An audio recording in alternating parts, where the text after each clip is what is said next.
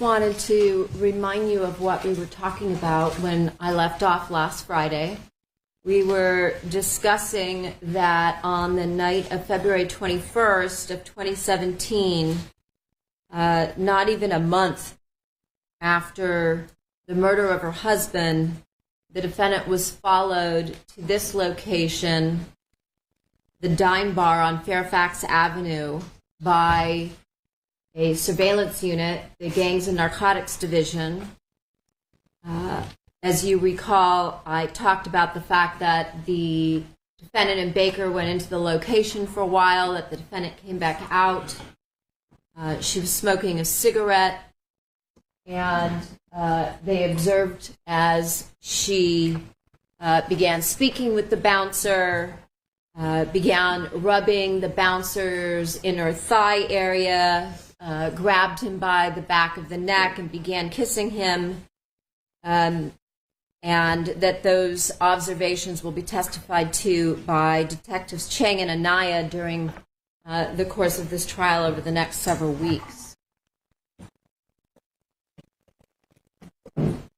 Also that same night, this is a text string between the defendant and Jessica, the eldest daughter, who is once again, as you saw in multiple text strings that I presented to you last week, I know it's been several days, is wondering where her mother is. And this is at 10 o'clock at night, and you can see for yourself the defendant's response. One thing that I did want to mention to you is that because of the fact that there are so many witnesses in this case, there's somewhere, I think we started out at somewhere around 200 and cut it down to somewhere around 75. We have many, many witnesses who either don't live in the state or don't live in this country. And we are obviously trying to coordinate everybody's schedules and their various work activities and life events and vacations. And so you may not hear the evidence come in a sequential fashion that makes sense. In other words, we may have to take witnesses out of order, out of chronological order, which is another reason why I'm being so thorough in my opening statement, so that you'll see where we're going, like a roadmap.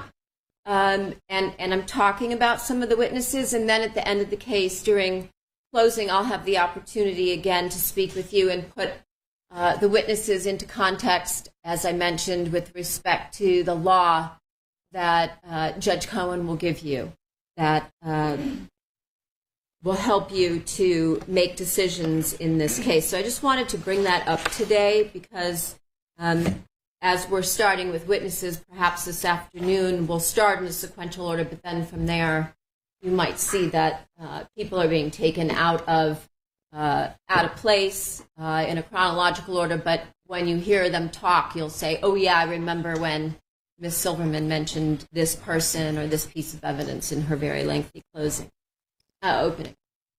So the next day, the evening of February 22nd, so remember the defendant is out on the 21st at the Dime Bar.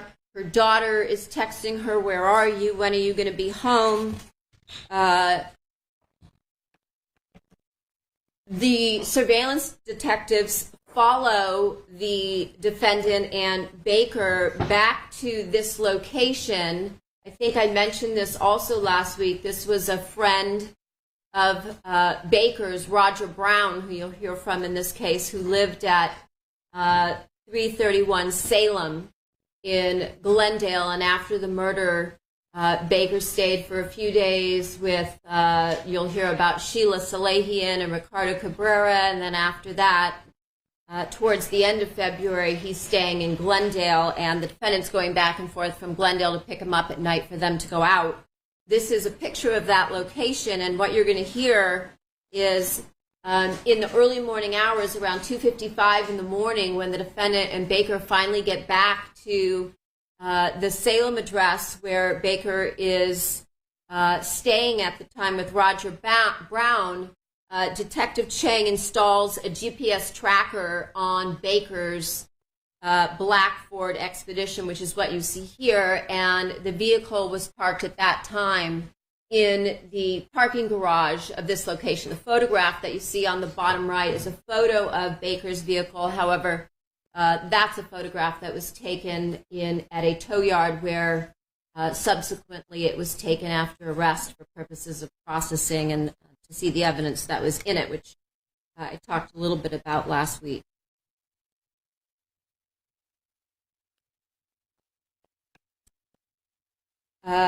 The following day, February 23rd, at about 10:28, the defendant posted this.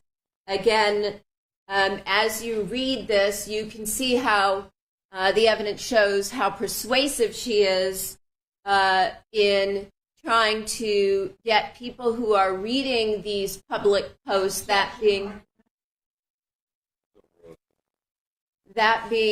the victim's family and friends, her own family, the co-workers, everybody that knows her. She's posting this on a public platform in order to get across the message that you've seen in multiple posts such as this, that she is completely devastated and heartbroken. So again, as I mentioned last week, showing you the dichotomy once again, and this is almost on a daily basis, between the fake public image that she's posting versus what's going on behind the scenes in her actual life.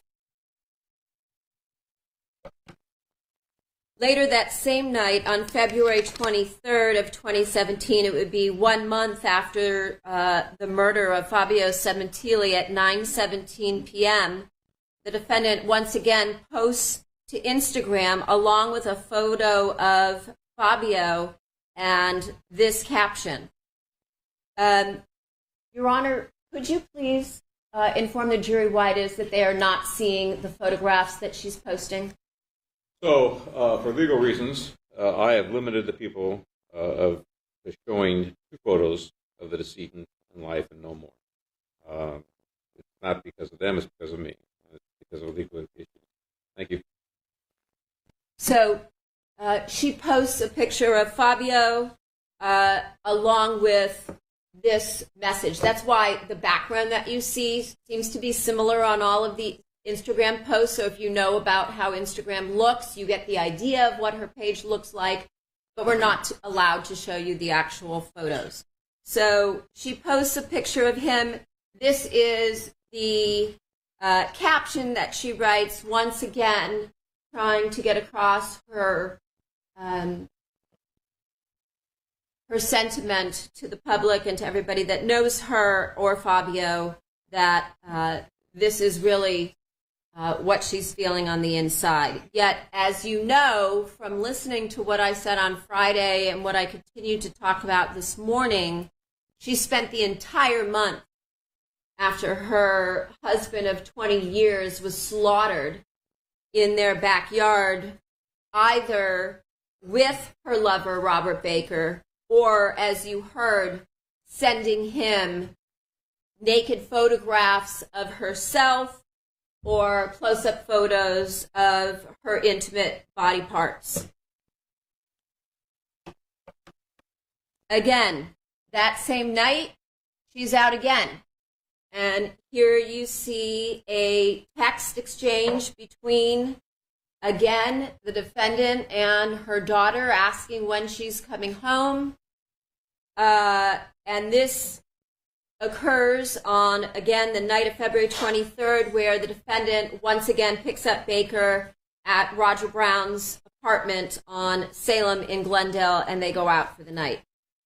One more thing I want to point out, you'll see that at the bottom she uses the excuse that she's going out to karaoke. You'll see in some of the upcoming messages that I show you that she uses karaoke basically in place of what she's really doing in order to indicate to others, in this case her daughter, that she's doing something that is both innocuous and innocent. On this particular night, she stays with Baker after they go out at the Glendale apartment until 4:22 in the morning before she finally drives home to her daughters. February 25th at 7:59 in the morning, again, the defendant posts this to her Instagram account along with a photograph of Fabio.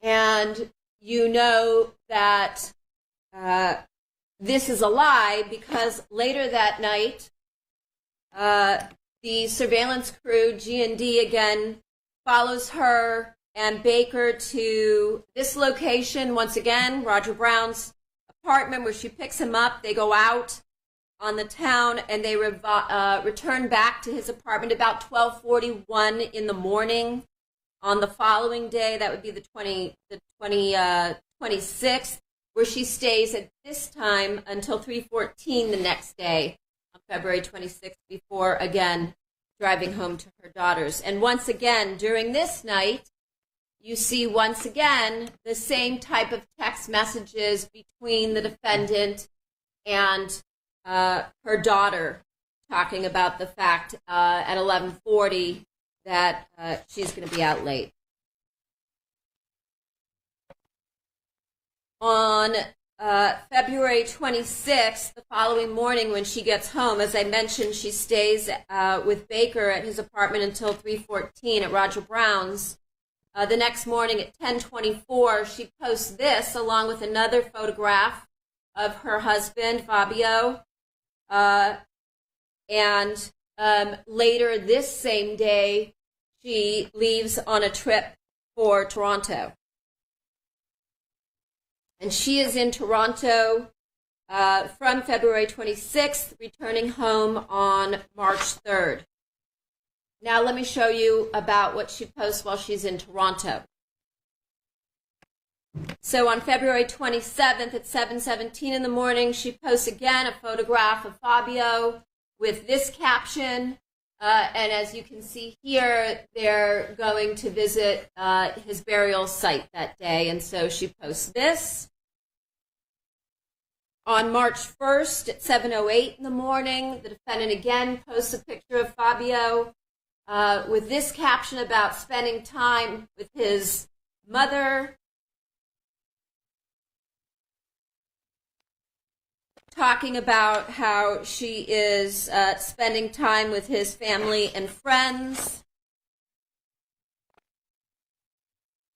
And again, you can see here from this evidence how she is playing the role of the grieving widow and manipulating everybody, including... I will allow this. Manipulating everybody, including Fabio's heartbroken mother, whose only son was murdered. Another one, the following day, March 4th, 2017, at 10 a.m., the defendant posts a photo of Fabio with this caption here. Remember I told you about how one of the things Fabio loved to do would be to sit in the backyard in his covered patio and smoke a cigar, and she makes reference to that. On March 4th, the defendant returns home and immediately goes back to her late night activities with Baker. And again, you can see the text messages once again between the defendant and her eldest daughter, Jessica, asking when her mother's going to be home. A few days later, on March 7th, although the defendant doesn't know, you'll hear that LAPD's Robbery Homicide Division takes the case over from the Valley Bureau detectives who were initially handling Detective Verna and his partner, Detective Parshall. And that at that point in time, the Valley Bureau homicide detectives are working together with robbery homicide detectives because the original detectives had built some rapport with the defendant, and they were assisting Robbery Homicide Division, who is now in the process of getting up to speed and taking over this case. And so you're going to hear from Detective Christopher Gable about their investigation. What you're going to learn is that Detective Gable and his partner, Detective Tellis, decided to have Detective Parshall introduce them to the defendant, and they were, again, going to play a ruse, not indicate that they were from the elite robbery homicide division who handles, as you'll hear, complex homicide investigations, and they have a lot of other resources available to them because of the nature of the investigations they handle. So they decided to have the initial detectives introduce themselves introduce the RHD detectives as members of a knock-knock burglary task force. And so that's how they are introduced to the defendant, so that they don't tip her off that this case is now becoming more significant, and that they know that she's lying to law enforcement and having an affair and involved in her husband's murder. Because as I told you, on February 14th, they received the preliminary hearing results of the DNA from the crime scene, as I talked about, and the interior of Fabio's Porsche, the driver's compartment.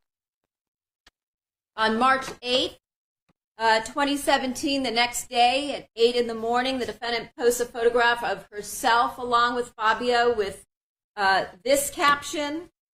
Later on the same day at 9:47 a.m., she posts a photograph of, again, herself with Fabio, showing their wonderful relationship with this particular caption. Again, I pointed this out on Friday. You can see where she ends with the tag sign, love of my life. You're going to see LOML, standing for love of my life, in various jail letters, what's referred to as kites within the custodial system, to, at that point in time, her co-defendant, Baker. Also on March 8th, I told you that the defendant had multiple calls with Detective Parshall and Detective Verna that were recorded. March 8th was one of those recorded conversations. As I mentioned to you again last week, one of the things that they wanted from her was paperwork regarding the DVR system, the security system, the CCTV camera system that had been set up. And here you have the defendant on tape saying, I haven't found any paperwork or anything like that, even on my debit or my bank cards. My insurance company is going to replace it for me. I just went online and Googled and tried to find out what it looked like, when we know she's lying because she was the one that was there for the install, if you recall. So she goes on to continue telling them that Fabio actually was the one who upgraded the system, lying to them in order to distance herself from the security system. Keep in mind that when you hear things like this, that she's lying about something, usually the reason people lie is because there's some reason for it, right? And in this case, it's because she's trying to distance herself from that remote access to the surveillance system, because that's what she used. Because, again, she's trying to distance herself from the security system because that's what she used in order to assist her in orchestrating the timeline for Fabio's murder. So you can see the investigating officers are questioning her regarding replacement of the system, but she claims she's still waiting for her home insurance company, State Farm, to give her the money to do so. Because remember, she's broke. So again, on March 9th, at about 7:19 p.m., there is a surveillance unit that is following the defendant and Baker. This time, because Robbery Homicide Division has taken over, they use their own surveillance special investigative section that's assigned to robbery homicide. Those individuals work for a unit that's referred to as SIS, the Special Investigations Section, and so they take over from gangs and narcotics doing the surveillance at this point, and they follow the defendant, and they see that she meets up at this petrol gas station across from the defendant's apartment. Baker gives the defendant a bag of clothes. You can see on the right, she's showing some of the items of clothing that he's purchased for her, and then the photograph on the left of the two of them kissing. And then at that point, Baker drives the two of them in the defendant's, what was Fabio's originally Ford F-150, and SIS follows them to a location called the Goodnight Bar in Burbank, where they arrive somewhere around 8:15, 8:20 at night, and they stay for a period of time. You'll hear that about 9 o'clock, maybe 5-10 minutes after, the defendant and Baker then drive over to the Laugh Factory Comedy Club on Sunset Boulevard. Once again, you'll hear from the SIS detectives that they're followed to that location. And at that point in time, SIS installs their own GPS device on the defendant's Ford F-150 so that they can track where she's going even without them following her. Again, that same night, this is a string of texts between the youngest daughter, Isabella, recall hearing her 911 call. She's the one that found her father a month and a half earlier, bleeding out dead on their back patio. And at 10:12 that night, she's asking if her mother or her older sister can come home because she's alone all the time and she doesn't like being left alone at this home, and you can imagine why. And then you see the response from her sister saying that she'll be coming home at 11. And this text goes on where she talks about the fact that she's always at the house by herself, that she doesn't like being in this house, and that it's much worse when she's alone. And again, during this time period, we know at 10:15, the defendant is still out with Baker being followed by the surveillance unit. And again, the text messages go on where she says she's making a therapy appointment for the next day. Just to remind you, Isabella at this point in time, she's a 16-year-old girl who found her father stabbed to death. And so this evidence demonstrates for you how important Baker must be to the defendant in order to overrule. This evidence demonstrates once again how important Baker must be to the defendant in order to allow her child to suffer like this alone at home in this house. And you can see the defendant's response, and then what you see that she does is she tries to make her daughter, as you can see, feel guilty by saying, "Oh, I'm so hurt and disappointed, I'm coming home." Well, she's obviously not going to come home. So you can see that at this point, the daughter has no choice because now she feels guilty for making her mother feel guilty or bad. And so she says, "Never mind, it's fine." And that's at 10:20. Then the eldest daughter texts her mother separately saying, "Don't feel bad, have fun being out." And of course, at this point in time, the defendant is still at the Laugh Factory. I mentioned that one of the defendant's close friends was a woman by Deborah Obad who took a couple of photographs, if you recall, of Baker at the wake that took place at the family home on January 29th. Remember those photographs I showed you? And in one of those photographs, if you looked close, you could see that he had a bandage on his index finger, and in the other photo, he was sitting close to the defendant near the fire pit, right in the area where he had slashed Fabio to death days before.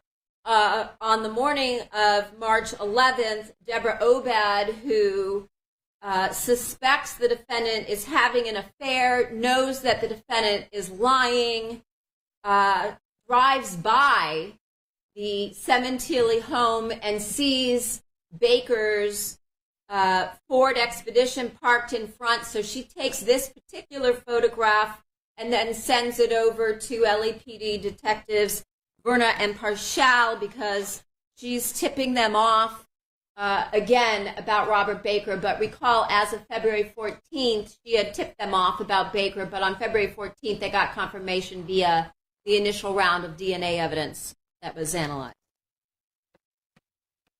3 days later, on March 14th, at about 1 in the afternoon, the defendant posts this to Instagram with a photograph of Fabio. Again, indicating she is his proud wife. Again, with the hashtag love of my life that you'll see in a few minutes.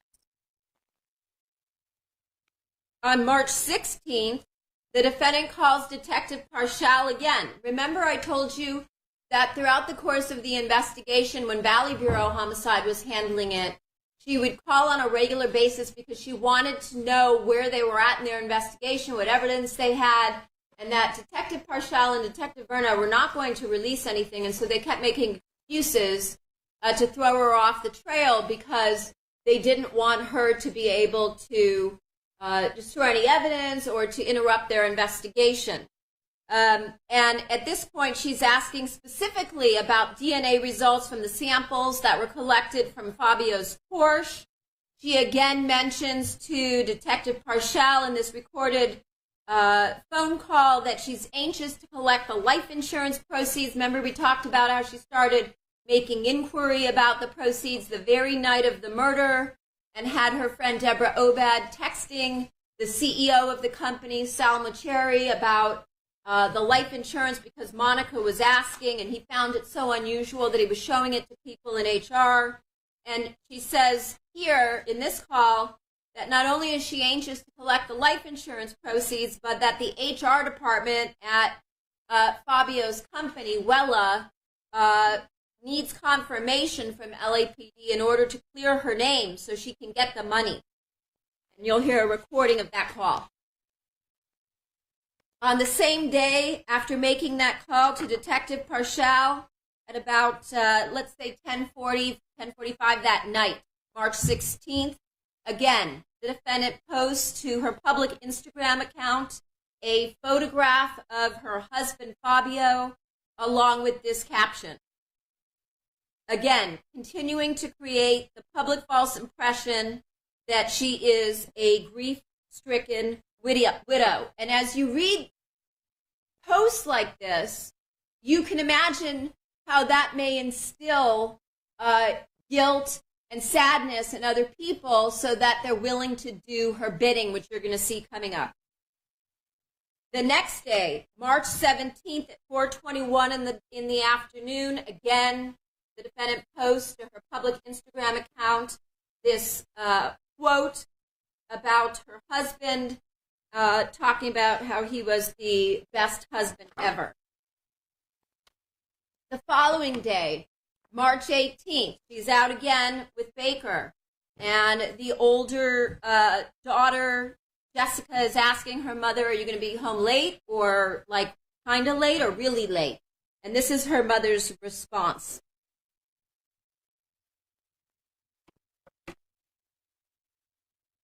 The following morning, after arriving home on March 19th at about 10:45 in the morning, the defendant again posts a picture of Fabio with this caption. I told you the defendant often, the victim, Fabio Sementilli, often referred to his wife by a pet name Pootsie. Here she uses it in the Instagram account. All of which, as we know, is a lie because we know what she's been up to, all of that behavior being totally inconsistent with what she is trying to show here in her public Instagram accounts, that being grief or love for her husband. On March 20th, again, as I said, using the public social media in order to get what she wants, she contacts one of Fabio's colleagues at Wella, Melanie Garibay, who you're going to hear from.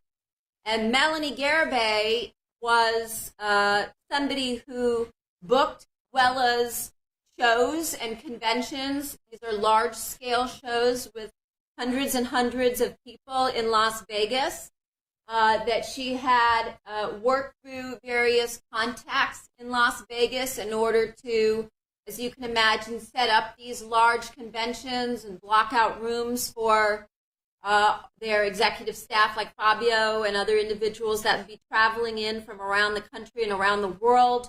One of those people you'll hear, her name is Mindy. So the defendant reaches out to Melanie Garibay and tells her, asks her if she can get her a deal on a room in Las Vegas because she claims she needs to get away. She's going to go on a girls' trip, and she lies to Fabio's colleagues in order to get a deal. And of course, Melanie Garibay, feeling sorry for the devastated widow, the defendant, gets her a room at the Vidara at a special executive rate. And you can see here she says, Mindy from the Vidara is going to send you a confirmation tomorrow. And this is the hourly, the nightly rate when you are part of staying as part of a company like Wella. So in other words, if Fabio was traveling, or he would get a deal like this because of the business that they did there. And so the defendant gets a $99 a night suite at the Vidara, in this case, manipulating Fabio's colleagues to get a deal. After booking her trip, on March 21st at 8:50, the defendant publicly posted this to her Instagram account along with a photograph of herself and Fabio. And you can see that she mentions that she's praying for justice. I will remind you that that is why we are all here in this courtroom today. That last part was argument. The defendant and Baker go to Las Vegas to celebrate and have fun from March 23rd to March 26th of 2017. They stay in the $99 a night suite at the Vidara, a fancy hotel, and you'll hear the defendant spends approximately $2,470 over the 4 days, even while she's complaining to everybody that she has no money, and you'll hear that she was complaining she couldn't pay her mortgage, she could no longer pay their pool man, their housekeeper, their gardeners.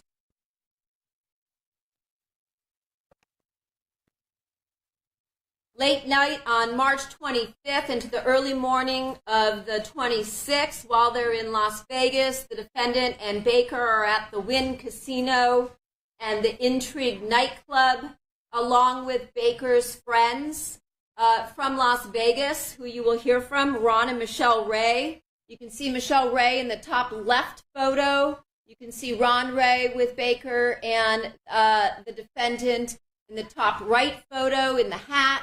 And then the photograph on in the center is a photograph of the defendant along with her lover, Robert Baker, who murdered her husband. You're going to hear that Ron and Michelle Ray met Baker in Las Vegas with the defendant for the first time. And you're going to hear that they were interviewed by law enforcement. You're going to hear that, according to the Rays, the defendant seemed to be the person that was in control, that she was controlling Rob Baker. You're going to hear from them she acted like she had a lot of money. When they went out to dinner together, she ordered wine even though they weren't drinking. And she picked up the bill acting like she was the big spender, and the dinner that night was over $500 for the four of them. What you're going to hear that's very unusual is that during this first meeting where they ever met the defendant, he never once mentioned that she had been married. She never once mentioned that approximately a month and a half before, her husband had been murdered. She never mentioned that she even had children. And she certainly didn't act, as you will hear from them, as if she was sad or grieving. In fact, what you're going to hear from Ron Ray is that the defendant talked about how she was planning on buying a home in Las Vegas for Baker, because Baker used to live there and he wanted to have a house there, and that she was going to do this after she sold her expensive house in California. She told them that she and Baker were planning on traveling. They were going to go to Italy. And that Ron Ray was going to add her to his contacts in his phone. And when he asked her for her last name, Baker said, just put Monica Baker, because she has a long Italian last name. And you're going to hear that the defendant just smiled, didn't correct him. And you're going to hear what that constitutes under the law is an adoptive admission when you get the jury instructions in this case.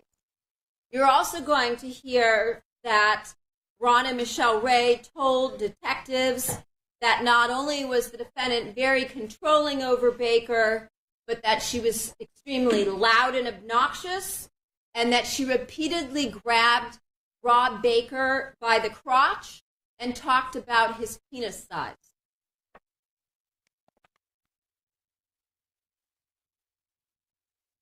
While in Vegas, at about, this could be when she gets home from her Vegas trip. She comes home on March 26th.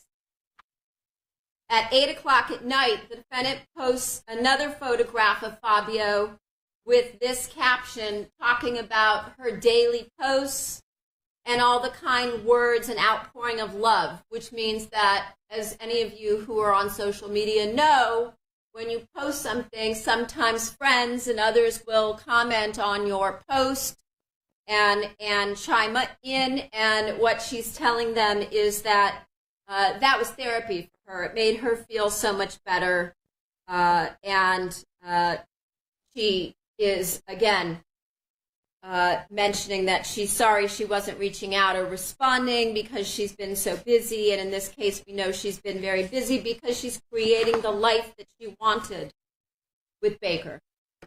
The following day, March 27th at 8 in the morning, 8:11, the defendant posts on Instagram again a photograph of Fabio with this caption, and she uses her husband's full name, including his last name. But in reality, we know from what we've discussed, what I showed you last week, the defendant is planning on shedding her last name, Sementilli, which you're going to hear about in the jail lockup recordings, as well as see in the jail mail or the kites that she sent to Baker, where she signs them Monica Baker, and as she wrote in lipstick, if you remember, on Baker's bedroom mirror in November of 2016. On March 30th, once again, the defendant is out with Baker, and her daughter is asking when she's going to be coming home. And this is, again, the evidence showing when she's balancing these things in her life, the weight of the value of her daughters and their feelings versus what she wants to do, which is spend time with her Baker, which one wins out in the end, as you can see.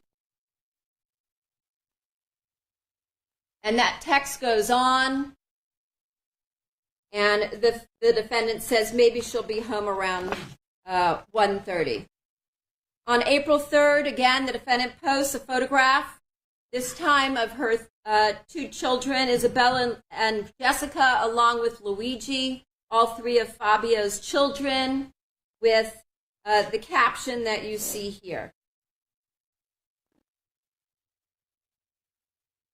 As I've said, the evidence is going to prove that the defendant not only is extremely deceitful, but that she's a master of manipulation, and a very convincing actress. You're going to hear that she used the murder of her husband in order to try and get a deal on a car for herself. And you can see here a text that she sends to her daughters, allegedly while she's at the Ford dealership. In this case, you're going to hear from two different individuals that worked for the Ford dealership. On the left, Gail Burlingame, the salesperson. On the right, Cesar Aviles, who was the sales manager. They're going to tell you about the act that the defendant put on when she came to the dealership on multiple occasions in February, March, and April of 2017. You're going to hear that the defendant initially told them that she wanted to buy out the lease on Fabio's Ford F-150.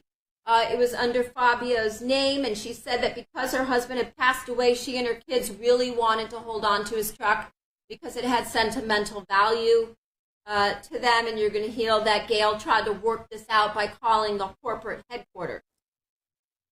You'll also hear from these witnesses that the next time the defendant came in, she explained that her husband had been murdered, that she didn't have any money or a job, and that she was desperate because she couldn't pay her bills. And she said the holdup was she was waiting on the insurance money to come in before she purchased the truck. And you're going to hear that Gail Burlingame spoke with the defendant by phone and communicated by email with her after that date for several times. Before the defendant returned to the dealership for a third time, you'll hear that Gail Burlingame talked to the defendant on the phone, that the defendant seemed much happier. She said that she had finally received the money, that she wanted to come in and return the truck because she now decided that she wanted a new car for herself. And so on April 3rd of 2017, the defendant went into the dealership, the Ford dealership, and said she had received the life insurance money from her husband's murder. She was extremely happy, as you'll hear. She looked at multiple new vehicles that she wanted to purchase. You'll hear she was there over 5 hours. She drove several vehicles, and that she kept leveling up to more and more expensive vehicles as she was there. You're going to hear that she eventually settled on a new 2017 Mustang GT. She wanted a convertible, but they didn't have it in the color she wanted, and she didn't want to wait. About 30 minutes after this conversation she had with Gail Burlingame, where she decided on this brand new Mustang GT, Baker comes into the dealership. And the defendant introduces him to Gail Burlingame as her friend Rob, and she tells Baker it's important to her that he liked the vehicle. And you'll hear from Gail that she and Baker began whispering to each other, touching each other, that it was obvious they were in a relationship, and that the defendant purchased every expensive option, including upgraded rims, prepaid maintenance, and various other things on this vehicle, while she still was telling other people that she had no money. After deciding on a $62,000 fully loaded new Mustang, the defendant turned in Fabio's F-150 and sold his Porsche, claiming it was too expensive to keep his vehicle.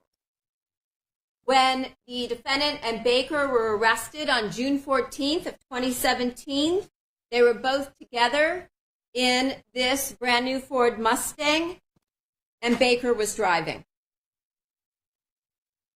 You're going to hear that the defendant bragged about her new Mustang, that she had a meeting at some point at her house with various individuals that you see here who were working for Fabio's company. These are some of Fabio's colleagues that were on his team at Wella.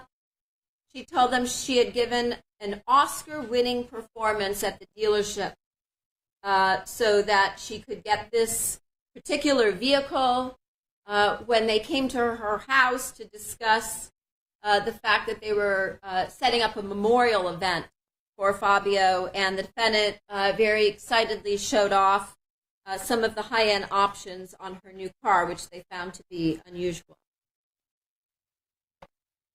On April 6th, at about 5:30 in the afternoon, the defendant posted to Instagram a photo of herself and Fabio, along with this caption here.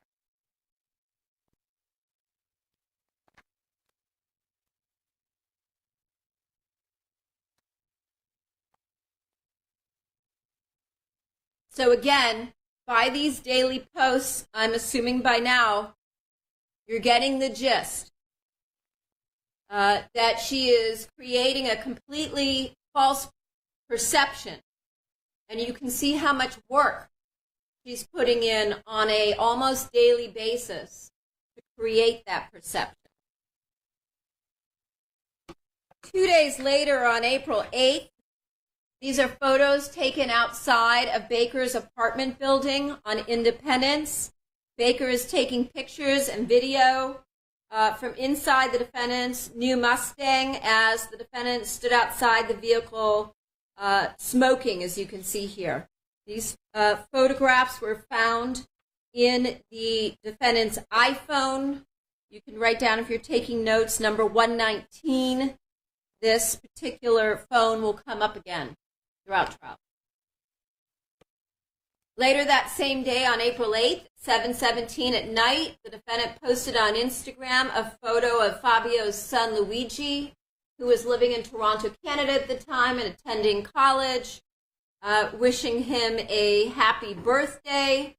And you can see what she wrote about him, her relationship with him, and you'll certainly hear that all of this was fake as well.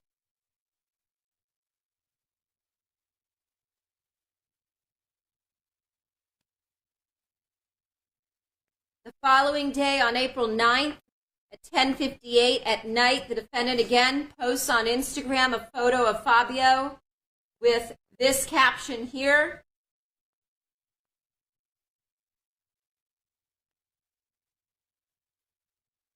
Obviously, nobody following these public Instagram posts would suspect that she was at all involved in orchestrating her husband's murder. And then April 21st, 2017, at almost 4 o'clock in the afternoon, Bella tells her mother she's on her way home, and you can see the defendant is not at home. She says she's out on Melrose, trying to find some clothes, going to dinner, and as I told you, the word she uses whenever she wants to try and create the perception she's doing something innocent or innocuous, she says she's going to karaoke afterwards. After the arrest, Baker's expedition, I told you, was towed to a tow yard so it could be processed. This receipt was found in Baker's expedition, showing that Baker was with the defendant that day, shopping on Melrose, while the defendant was purchasing various items. A little later, on that same day, April 21st, Jessica texts to her mother asking where she is, and her mother reiterates dinner and then karaoke. 2 days later, April 23rd, at 4 o'clock in the afternoon, the defendant's going out again, and here you can see she's telling her daughters that she might very well be sleeping out of the house that night. She says she's sleeping at Sheila's. You'll hear from Sheila Salehian. The defendant never slept over at Sheila's. Sheila lives with her husband, Ricardo Cabrera. And so, of course, the defendant, we know, was with Baker that night. Again, another lie she tells her daughters. On April 25th, the defendant and Baker go out on a double date with Sheila Salehian and Ricardo Cabrera, who you see here. The defendant and Baker plan to meet them for dinner at Chocho San in the San Fernando Valley. At about 9:27 that night, the defendant sent the picture that you see here on the right of Baker eating oysters to Sheila because they hadn't shown up yet. Once they get to the location, you'll hear from Sheila and Ricardo that the defendant shows them her new Mustang that she had driven to the restaurant, and she mentions to the couple, that they, meaning she and Baker, bought a new Mustang. During this particular dinner, you're going to hear that the foursome planned another Las Vegas trip, and the defendant and Baker told their friends, Sheila and Ricardo, that they were making plans for their future together. On that same night, April 25th, again, defendant's eldest daughter at 9:18 is asking when she's coming home, which the defendant does not answer. On April 25th, later on in the night, you can see again the exchange between the defendant and her daughter. This is the defendant telling her daughter that since she's the mom, basically she can do whatever she wants. You see here, and throughout what I've been showing you, this is evidence demonstrating that she believes she has zero responsibility at this point for her daughters because she's embroiled in her new life.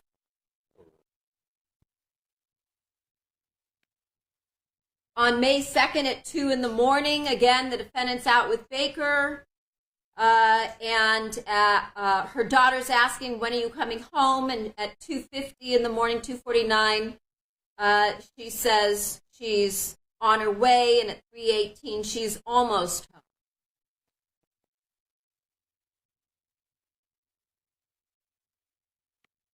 And here again, evidence of the same thing I was talking about before. The defendant exhibits no shame. Once again, she hits up Melanie Garibay for a deal for a Las Vegas hotel room. Now she and Baker are going to Vegas with Sheila and Ricardo to celebrate Rob's birthday. And of course, Melanie doesn't hear this. What the defendant tells Melanie is that she's going with friends to Vegas. And so there's a text string between the defendant and Melanie that takes place from April 16th to April 21st. These are portions of their conversation regarding Vegas. You can see here the defendant mentioned she's going back to Vegas the beginning of May. She needs this time a 2-bedroom suite or 2 separate suites. And then you can see once again from Mindy, Melanie's contact in Las Vegas at the Vidara, that they have a suite for her and that they will comp one night. And the defendant asks, is this for 2 bedrooms? What's the total? And this is the executive rate that she gets, $199 plus resort fees. And the defendant says, once again, she'll take it.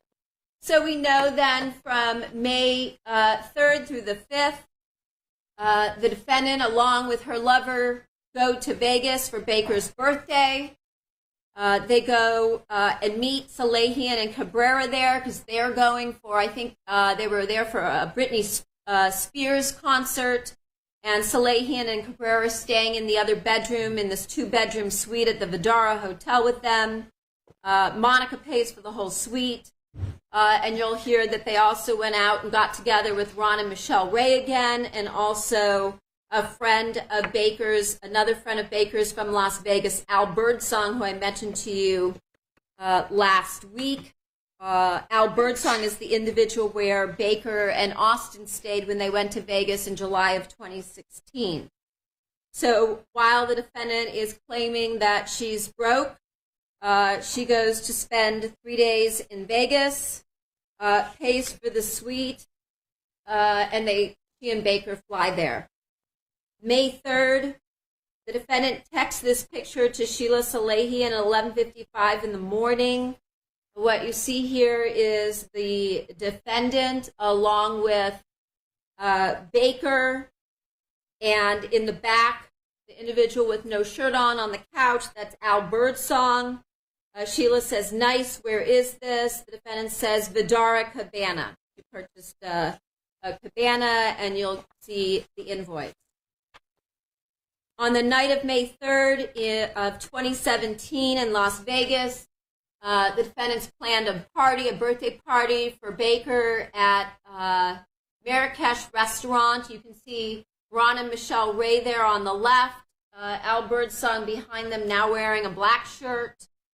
To the right, Sheila and Ricardo. That's Baker holding the cake with the defendant behind him. And you'll hear that the defendant once again picked up the check and paid for everybody.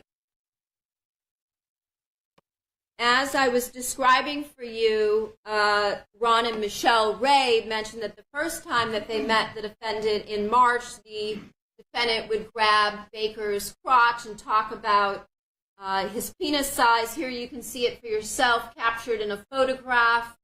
You see the defendant grabbing Baker's crotch as they're posing there with Sheila and Ricardo at the Palms Hotel, and a photograph of her out partying on the right. On May 18th of 2017, for the first time, the defendant is introduced by Detective Parshall to the robbery homicide detectives. As I mentioned, Detectives Chris Gable and Tellis, claiming they were from a knock-knock burglary task force, that they believe that this task force may be responsible for Fabio's murder, which again was a ruse or a story they made up. You're going to hear that the detectives from Robbery Homicide Division recorded this interview, that they asked the defendant numerous questions, and once again, just as she did with the detectives from Valley Bureau Homicide, the defendant told one lie after another after another. You'll hear that Detective Gable, who you see here on the top right, asked her specific questions about the route that she took that day when she went to these various locations, such as LA Fitness or the Target or the Ralph's, where she parked, what she did. And you'll hear that her description did not match the surveillance video that law enforcement had gathered from these various locations. Once again, the defendant intentionally failed to mention that she had met up with Baker that day, either at the LA Fitness or in the Target parking lot, or that she was in communications with Baker all day that day, except for the period when the two of them were both in the Target lot together. And once again, she pretended she was unsure of Baker's last name. You'll also hear that, again, she denied knowing about having any remote phone access to her home surveillance system. She showed them a photograph of the safe in her bedroom that's behind a mirror and said the burglars didn't touch it. She explained that every time the mirror covering the safe is open, that she gets a text to her phone. That's part of the security system, and she didn't get any text. She admitted to them that all of her real jewelry was in the closet and wasn't taken. You'll hear in that day they show her photographs of various items of jewelry, asking if any of it's hers. And she claims perhaps some pearls, a chain, and a set of earrings, or maybe hers. You'll also hear that she said the only people that ever really came to the house were Fabio's friends and colleagues, because all of her friends were in the Toronto area. And you're going to hear that she broke down in tears as she cried about her desperate need to be cleared so that she could collect her husband's life insurance money. May of 2017. Between May 26th to May 30th, the defendant and Baker go on yet another trip. This time they go to Myrtle Beach for Atlantic Beach Bike Week in South Carolina. And you'll hear the defendant spent approximately $834 there, not including flight or hotel, and that the history on her phone indicates that she and Baker were out driving around to various individuals' homes, swinging during some of the evenings they were there. You can see here on the top left that on May 18th, the defendant purchased tickets for the Paradise Party compound. She, as you'll hear, told her friends and family she was going alone. to Myrtle Beach, and the reason she was going was to walk a golf course that Fabio had always wanted to play golf at in his honor. And at the top left, you can see is the defendant's email account, Hotmail account, which you're going to hear about. And on the bottom right is the ticket that she purchased for to attend the party. This is a photograph on the left of the defendant at the Paradise Party compound, a photograph of her and Baker together on the right. These photographs were recovered from Baker's SD card 157, which you'll hear about. This is a text string between the defendant and her sister, Anna Larson, where her sister confronts her and says she knows that Monica is lying about going alone to Myrtle Beach and questions her about who she's with. And you'll see throughout the text thread, the defendant continues as she lies to everybody else, lies to her sister. And the one thing that she says that is true is what we've been talking about, which is that the defendant is a completely different person from who everybody else thinks she is. And she admits this in this text message, although she continues to lie, saying she's together honoring Fabio by walking a golf course. This is photographs of the defendant and Baker together on June 2nd and 4th, recovered again from Baker's SD card, 157.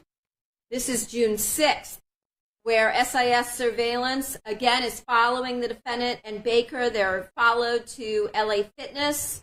They installed, while the defendant and Baker were inside of LA Fitness, a GPS device on the defendant's Mustang in the LA Fitness parking lot. And you're going to hear from SIS detectives Dave Frederick and others from his unit. On June 7th of 2017, you can see the defendant's web history, and what she's doing here is she's researching how to know if law enforcement is tracking her phone.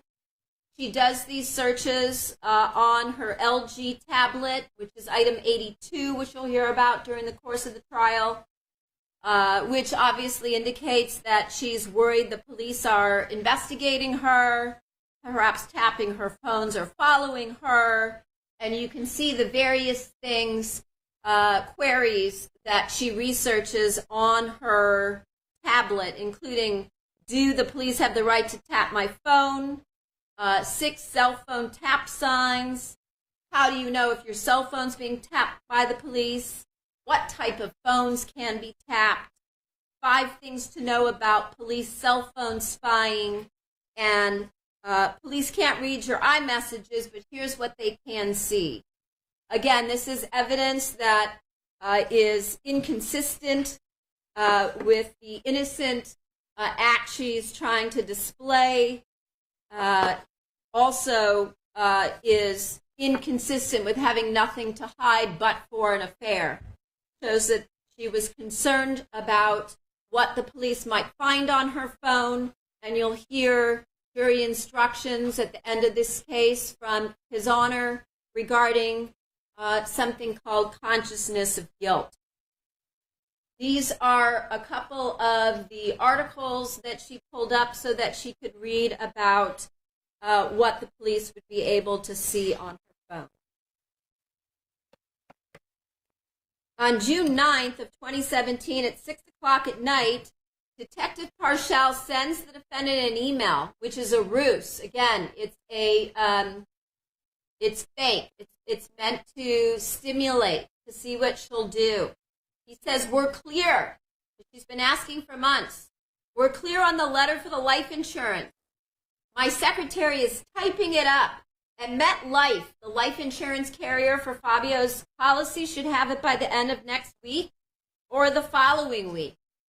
Now, at this point in time, the LAPD, Detective Parshall, and Verna are having communications because, as I told you, robbery homicide detectives are going to take over this case, and they are now in the planning stages on taking down the defendant and her lover, Robert Baker, for the murder of Fabio Sementilli. And so to calm her down so she stops bothering them, calling daily, and to see what she'll do, they send this message to her saying, you're all clear for the life insurance. We're going to send it off now to the company, and you'll be getting your money. And what the defendant does in response is she takes a screenshot of Parshall's email, and who does she send it to? She sends it to Robert Baker. And this email is found on Baker's SD card again, item 157. So this is, again, evidence showing the two of them involved in this conspiracy to get rid of Fabio and to be able to receive his life insurance. After receiving the email from Detective Parshall expecting to be cleared to receive Fabio's life insurance proceeds, the defendant it goes to New York for Fabio's niece's graduation from medical school, and then there flies with Fabio's family back to Toronto for what you'll hear was the Mirror Awards, a large-scale award ceremony in Canada that took place where she went to accept the Lifetime Achievement Award that was given to Fabio. And so what you see here on her flight back on the top left or in the lounge before, she's taking selfies of herself drinking wine or champagne. This is these two photos, the one on the left and the one in the center in the middle, were taken June 13th of 2017 that she sends to Baker. You can see here she appears to be wearing Baker's Army t-shirt. I told you that Baker previously served time in the Army. The photograph on the top right, based on the bedding, that is a photograph that is taken on Baker's bed in his bedroom on May 31st of 2017, wearing that same shirt. These were recovered from Baker's SD card, item number 157. The photograph on the top right was recovered from Baker's SD card 102. So as I mentioned, not only was the defendant able to have numerous conversations with her co-conspirator Robert Baker face-to-face when they were together, but they also were able to have communications on the use of encrypted apps. And I talked about Viber with you, and I talked about how they changed to WhatsApp after the murder. You can see here on the date of the murder, on the date of their arrest, they are communicating, and you can see at the top, there is, in blue with the red arrow, it indicates that this is end-to-end encryption, and it deletes out what their communication was. However, the two messages beneath that, the defendant did not yet have time to either delete them, but what she says that morning on June 14th, not knowing she and Baker are due to be arrested that day after returning home from Toronto the night before, is that she's on her computer cleaning up, deleting various items, that she is going to unpack and shower, and she tells Baker, let me know when you're up, and that's at 11:28 in the morning. 11:59, you can see Baker responds, I am up, gonna shower. Later that day, the defendant and Baker are arrested and taken into custody. On June 14th, Robert Baker, as I mentioned, is driving the defendant's brand new Mustang. The defendant is seated in the right front passenger seat. They are stopped by Officer Curtis Davis, his partner, along with a team of robbery homicide detectives from the LAPD division.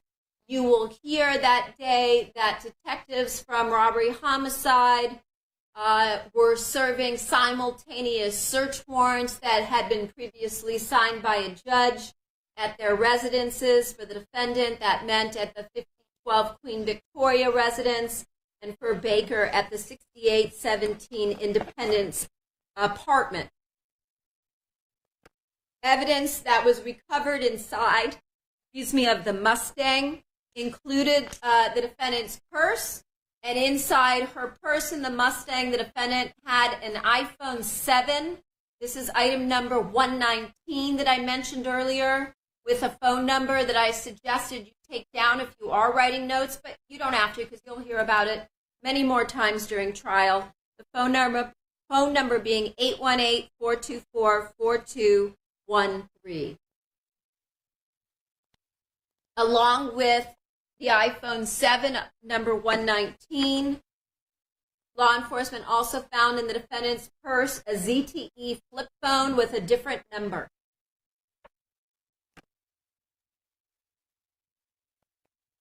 Also inside of the defendant's Mustang on the driver's seat was a cell phone belonging to Robert Baker. This was a Samsung Galaxy S8, number 121. You're going to hear that there was evidence that they recovered an S4, that at some point records indicate he also had an S6, which was never recovered, and that surveillance units saw him carrying at the same time 3 different phones. This particular Samsung Galaxy S8, item 121, the phone number is 213-272-1093, and you will hear evidence about the volume of communications between that phone number and that of the defendant. Now, you're also going to hear about what happened during the arrest. There was an operation that was pre-planned and set up from Detective Chris Gable from Robbery Homicide Division. He's now been retired for a few years. That after the defendant and Baker were stopped in the Mustang, the LAPD officers placed the two of them in the back of a black and white police car together. This particular police car was wired with a recording device. When the defendant and Baker were told that they were being arrested for the murder of Fabio Sementilli, you're going to hear their reaction was not one of denial, but that they began to whisper, which you'll see what they said, which is inconsistent with innocence and also consistent with guilt. You're going to see that the defendant made numerous admissions, again, indicating consciousness of guilt. And this whispering takes place because they knew they were being recorded. And you're going to hear that Baker tells the defendant that the vehicle is probably loaded with damn cameras. Your Honor, this might be a good place for a break. I just wanted to remind you of what we were talking about when I left off last Friday. We were discussing that on the night of February 21st of 2017, not even a month after the murder of her husband, the defendant was followed to this location, the Dime Bar on Fairfax Avenue, by a surveillance unit, the Gangs and Narcotics Division. As you recall, I talked about the fact that the defendant and Baker went into the location for a while, that the defendant came back out.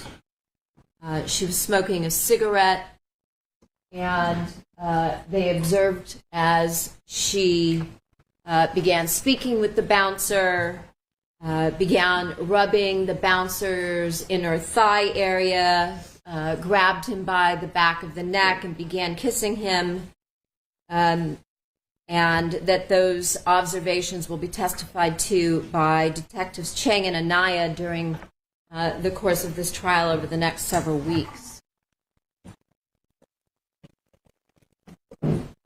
Also that same night, this is a text string between the defendant and Jessica, the eldest daughter, who is once again, as you saw in multiple text strings that I presented to you last week, I know it's been several days, is wondering where her mother is, and this is at 10 o'clock at night, and you can see for yourself the defendant's response. One thing that I did want to mention to you is that because of the fact that there are so many witnesses in this case, there's somewhere, I think we started out at somewhere around 200 and cut it down to somewhere around 75. We have many, many witnesses who either don't live in the state or don't live in this country. And we are obviously trying to coordinate everybody's schedules and their various work activities and life events and vacations. And so you may not hear the evidence come in a sequential fashion that makes sense. In other words, we may have to take witnesses out of order, out of chronological order, which is another reason why I'm being so thorough in my opening statement, so that you'll see where we're going, like a roadmap. And I'm talking about some of the witnesses, and then at the end of the case, during closing, I'll have the opportunity again to speak with you and put the witnesses into context, as I mentioned, with respect to the law that Judge Cohen will give you, that will help you to make decisions in this case. So I just wanted to bring that up today because as we're starting with witnesses, perhaps this afternoon we'll start in a sequential order, but then from there you might see that people are being taken out of place in a chronological order, but when you hear them talk, you'll say, oh yeah, I remember when Ms. Silverman mentioned this person or this piece of evidence in her very lengthy opening. So the next day, the evening of February 22nd, so remember the defendant is out on the 21st at the dime bar. Her daughter is texting her, where are you? When are you going to be home? The surveillance detectives follow the defendant and Baker back to this location. I think I mentioned this also last week. This was a friend of Baker's, Roger Brown, who you'll hear from in this case, who lived at 331 Salem in Glendale. And after the murder, Baker stayed for a few days with, you'll hear about Sheila Salahian and Ricardo Cabrera, and then after that, towards the end of February, he's staying in Glendale, and the defendant's going back and forth from Glendale to pick him up at night for them to go out.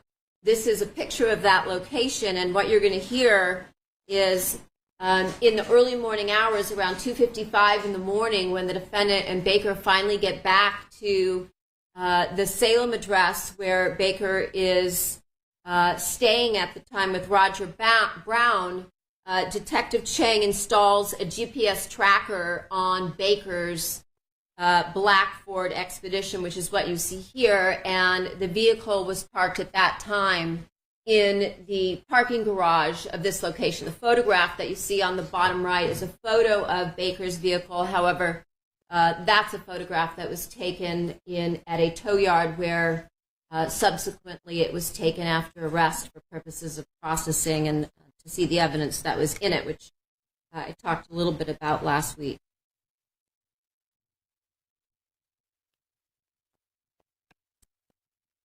The following day, February 23rd, at about 10:28, the defendant posted this. Again, as you read this, you can see how the evidence shows how persuasive she is in trying to get people who are reading these public posts, that being the victim's family and friends, her own family, the co-workers, everybody that knows her. She's posting this on a public platform in order to get across the message that you've seen in multiple posts such as this, that she is completely devastated and heartbroken. So again, as I mentioned last week, showing you the dichotomy once again, and this is almost on a daily basis, between the fake public image that she's posting versus what's going on behind the scenes in her actual life. Later that same night, on February 23rd of 2017, it would be 1 month after the murder of Fabio Sementilli at 9:17 p.m., the defendant once again posts to Instagram along with a photo of Fabio and this caption. Your Honor, could you please inform the jury why it is that they are not seeing the photographs that she's posting? So, for legal reasons, I have limited the people of showing 2 photos of the decedent in life and no more. It's not because of them, it's because of me. It's because of legal issues. Thank you.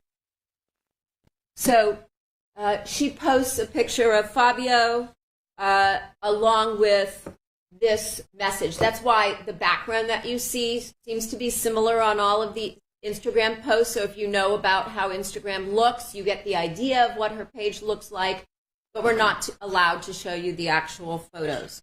So she posts a picture of him.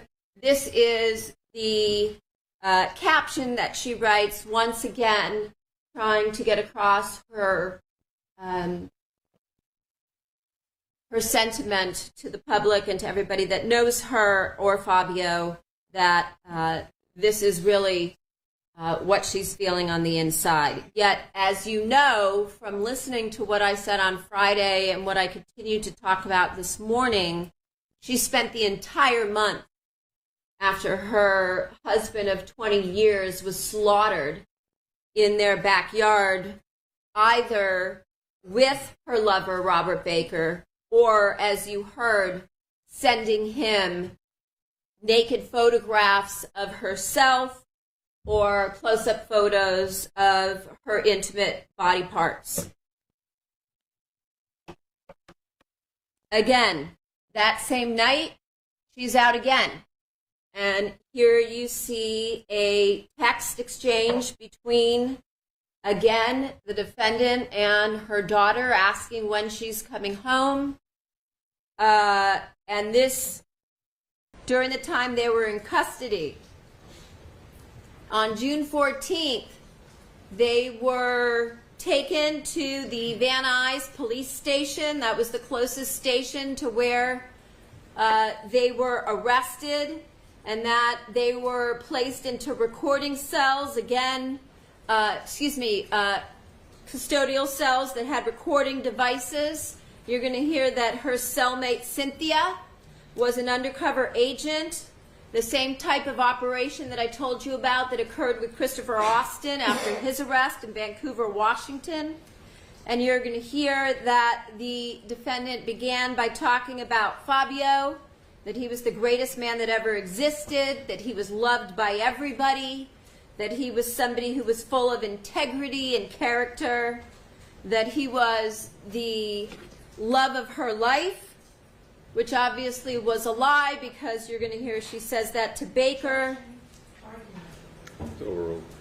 that she never cheated on Fabio, which you now saw was also a lie, that she used to teach business and accounting when she and Fabio owned salons in Toronto, which is evidence of her financial knowledge. And she also talks about her computer being in their upstairs office. You'll hear about that particular item of evidence, which is an HP desktop. You'll also hear her talk about the fact that she knew Robert Baker for about 1.5 to 2 years, that he's a good friend of hers, not her boyfriend, which again is a lie, as you've seen, that she didn't want a boyfriend or a husband. However, as you heard, she was married and Baker was her boyfriend, and you're going to hear that she agreed to marry Baker, that she talks to Baker on the phone every couple days. You're going to see from the evidence that also was a lie because they spoke multiple times every day. She tells the cellmate the opposite of what she told law enforcement, which is that Baker had been to the house many times. but they are close friends but not lovers, which, as you heard, was a lie. You'll hear the defendant again lie, saying she wasn't hiding anything, but again, you've heard for yourself and seen for yourself some of the evidence from last week and today, which indicates that's a lie. That every time she and Baker go out, they go out with a group of friends, not alone. You've now heard about the surveillance. That's another lie. That she doesn't even have or even know what an encrypted application is. Again, another lie, as I told you, she was using at least 2 of them, Viber before and WhatsApp after the murder. That she wasn't seeing Baker romantically before Fabio was killed. Again, another lie. She tells her cellmate that Baker is her confidant, her lover, her everything. And then without any prompt, she brings up on her own the murder was not for money, was not for gain, and alleges that $10,000 along with jewelry was stolen. And you'll see that when she brings that up, again, she brings that up totally spontaneously on her own, not in response to any comment or question by the cellmate. You're then going to see that the defendant continued her affair post-arrest in custody while they were positioned in cells next to each other here in the courthouse lockup. As I've mentioned, there's over 24 hours of recordings, but 0 mention of her grief over Fabio's murder or any concern about catching the real killers. I'm going to play for you now a portion of these recorded conversations in various audio clips. And again, you'll see that the defendants make mention of the fact that they're being recorded. So they make certain statements, again, in order to create certain false perceptions of their innocence. And you will see, when you see the clips, hear the clips, as well as during trial, when you hear the longer portions, that the defendant and Baker are living in their own version of reality where they believe they're somehow going to get off and live together and talk about themselves as being the victims.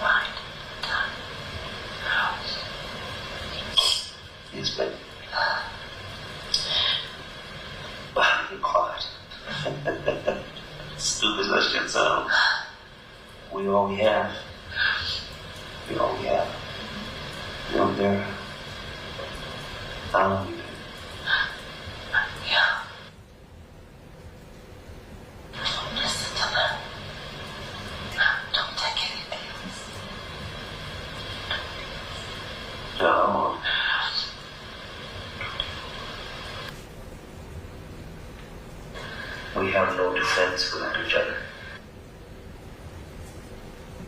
And you need me as much as I need you.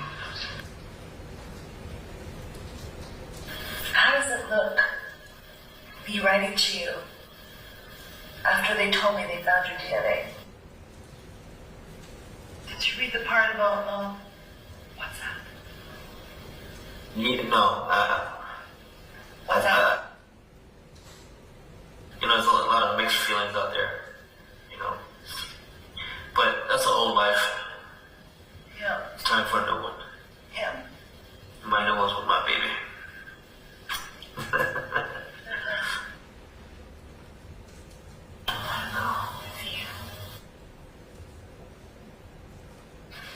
Bacon, I'll take it to my fucking grave. I love you, Angel. I'll take the blame with me. I know, but I'll take the blame. I'll rock it.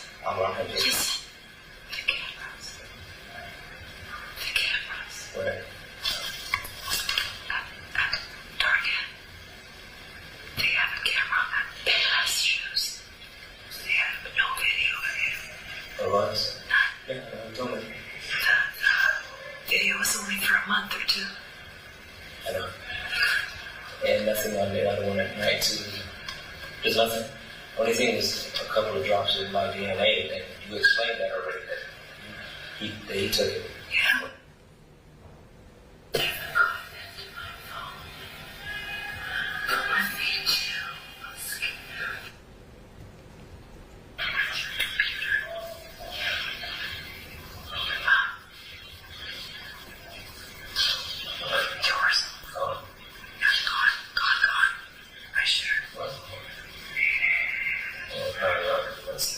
It broke. So I got rid of it. It was broken. It was all good. Well, if they have whatever I wrote, I just wrote because you were not there with me when I went to Target. So I'm sure, I hope you didn't say that you were, because that's going to make me look like a liar, and I know you weren't there, so. Yes, what my plan was. My plan with you was to wait for the girls to leave, and then I was going to leave. Mm-hmm. Be together. That was the ideal plan. Yeah. Yeah, because they're trying to hold DNA. So they think that I fell in love with you and you did this without me. Actually, it's not true. It's the story. It's the end of the story. I will lie to get you out of this. If I have to. But if I got to blatantly shockingly lie to a jury that they can't take it back, you take the blame. You gotta marry me. Gotta do still want to. I think you're the best candidate. I already said that.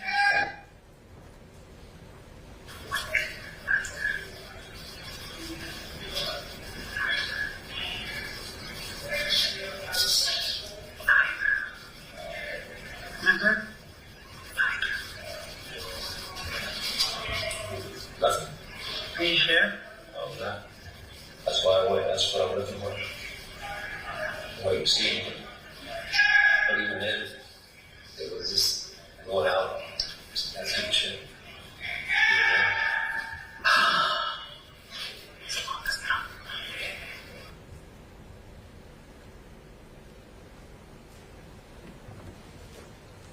So I guess my opening could have been shorter.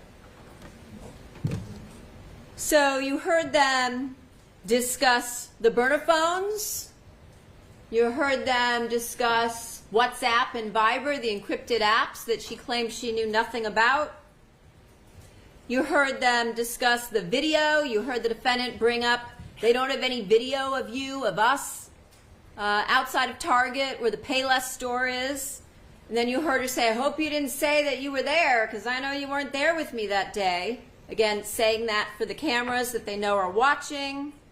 And then you heard them discuss the lack of video on the night of 122, which I told you we didn't even know about when they were first attempting to take Fabi out at that pho, that Vietnamese restaurant in the Valley at the strip mall.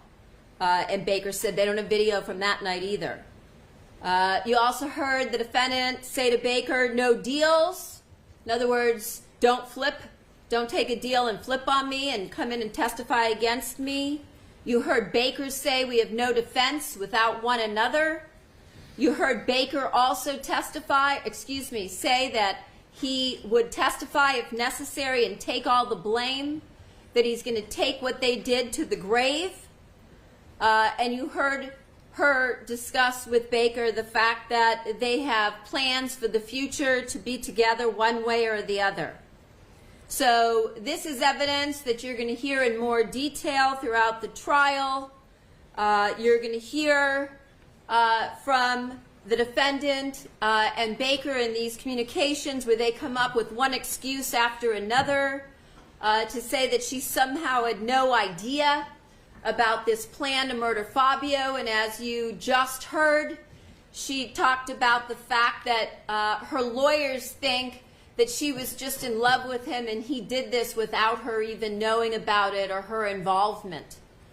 And that's the story that they're even telling to their lawyers. Objection, argument. Overruled. It's what you just saw in the video yourself. This is, as I said, I've been up here. I'm sorry. That's a problem. That's a sustained objection. After that objection, that statement wasn't proper. I've been up here for an entire day and a half just outlining the evidence you're going to hear, such as this evidence that the defendant herself created. Here's an example of the jail mail that I told you about. This is back from June 28th of 2017. You're going to hear that and see that the defendant uses the same phrase that you just heard in the lockup overhears, ride or die. Her saying we must do what we said we would, that I've stuck to protocol. I told you the protocol is that they're going to lie to their lawyers, they're going to lie to you, the eventual jury. Objection, improper argument. That is argument. Sustained. You're going to see the evidence in the letters where they say that that's what they're planning on doing. You can see here in the bottom half where they use their own code, OMM, which means on my mind, always 100, which means 100% with all of my fiber, and you see how she signs it, Mrs. Baker with a kiss. You're also going to hear that they use pen pals. They referred to them in jail recordings as PPs and as in jail calls. This is their attempt, as you will see, to manipulate the entire jail system and the criminal justice system. Objection, argument. Sustained. You're going to see that they send jail mail through other inmates' names and other inmates' booking numbers and PIN numbers in order to be able to communicate secretly so that their mail cannot be retrieved when looking for mail to them in particular. And you're going to see that only a very small portion of jail mail between them was thus recovered because of the fact that they're using other inmates' PIN numbers to communicate. You can see here a letter that was sent from a pen pal, meaning another inmate's name, where once again the defendant uses the phrase ride or die, or the initials MB standing for Monica Baker. You can see here they use their own mutual code, RRD, standing for ride or die. Again, signing these letters, Monica Baker. You can see on the left, LOML, love of my life. LUVM, love you very much. OMM, on my mind. Again, coming up with their own way to code their messages to each other, just like they used encrypted apps to get around the system. Here you can see a sexually provocative drawing by the defendant where she writes on the letter property of Monica Baker, claiming Baker as her own. You can see up close on the photo drawing on the right a ring on the wedding finger with Baker's initials RB. Another jail letter, this one's August of 2017, where she tells him, I love you so very much, baby. You are my soulmate. Again, using the code LOML, love of my life. OMM, always, meaning on my mind always. Love, Monica Baker, for eternity. Again, another sexual drawing by the defendant where she again uses R or D for ride or die. Mrs. Robert L. Baker for the signature, referring to the defendant as her husband and soulmate, and indicating in writing expressly that you are everything to me.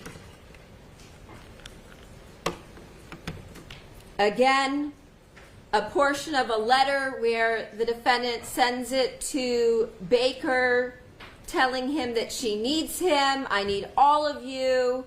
I fucking love you. I can't wait to see you again, my love. Yours eternally, Monica/Madonna Baker. And this, you'll hear, was found on Baker's Dropbox as a meme for what ride or die means. A relationship where you both love and protect and spoil each other, and they're both wearing balaclavas or masks over their face with weapons. And you heard in a little portion of the jail clip I played for you a few minutes ago, where the defendant refers to himself and the defendant as Bonnie and Clyde in a courthouse lockup recording in June of 2017. And it goes on. The defendant has jail visits from her daughters, and this is a jail visit from April 8th of 2018. The defendant is showing her daughter an ink tattoo on the back of her neck. Her daughter Isabella asks, what does it say? And the defendant says, ride or die.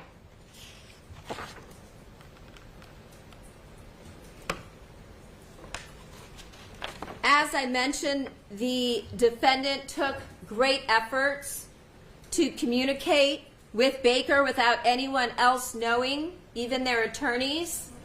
You'll see through their jail calls and their mail and their three-way calls that they talk about how they're manipulating the system, and you'll see that they even use third parties outside of the jail system to make what they referred to as clean calls from other inmates' PIN numbers. They call through third parties through these other inmate PIN numbers so that these calls can't be traced back to them. So in other words, if we were to go and pull all the calls under their inmate booking numbers, these wouldn't come up. And they keep trading off using different inmates' PIN or booking numbers to make these calls. You'll hear that they made three-way calls and three-way call attempts through one of Baker's friends, a local attorney in LA by the name of Howard Lynch, or through his sister out of state, April. Each would call in from their respective jail phones, and then Baker's sister or Lynch's secretary would join the defendants on a call so they could speak together secretly. We were able to recover a few of those. You're going to hear that in September of 2017, Baker called Lynch to set up the three-way calls. He says his girlfriend is his crimey, meaning his crime partner, and they set up a schedule to call in on certain days, on Fridays. He says his girlfriend is defendant Sementilli. He calls her his girlfriend, his crimey. You'll hear on another date, both Baker and the defendant leave messages with Lynch to pass on to each other. In October of 2017, the defendant, along with Baker, connect through Baker's sister April to speak with one another. You'll hear that when they use other inmates' PIN numbers, they refer to them as clean calls. In October of 2017, October 12th.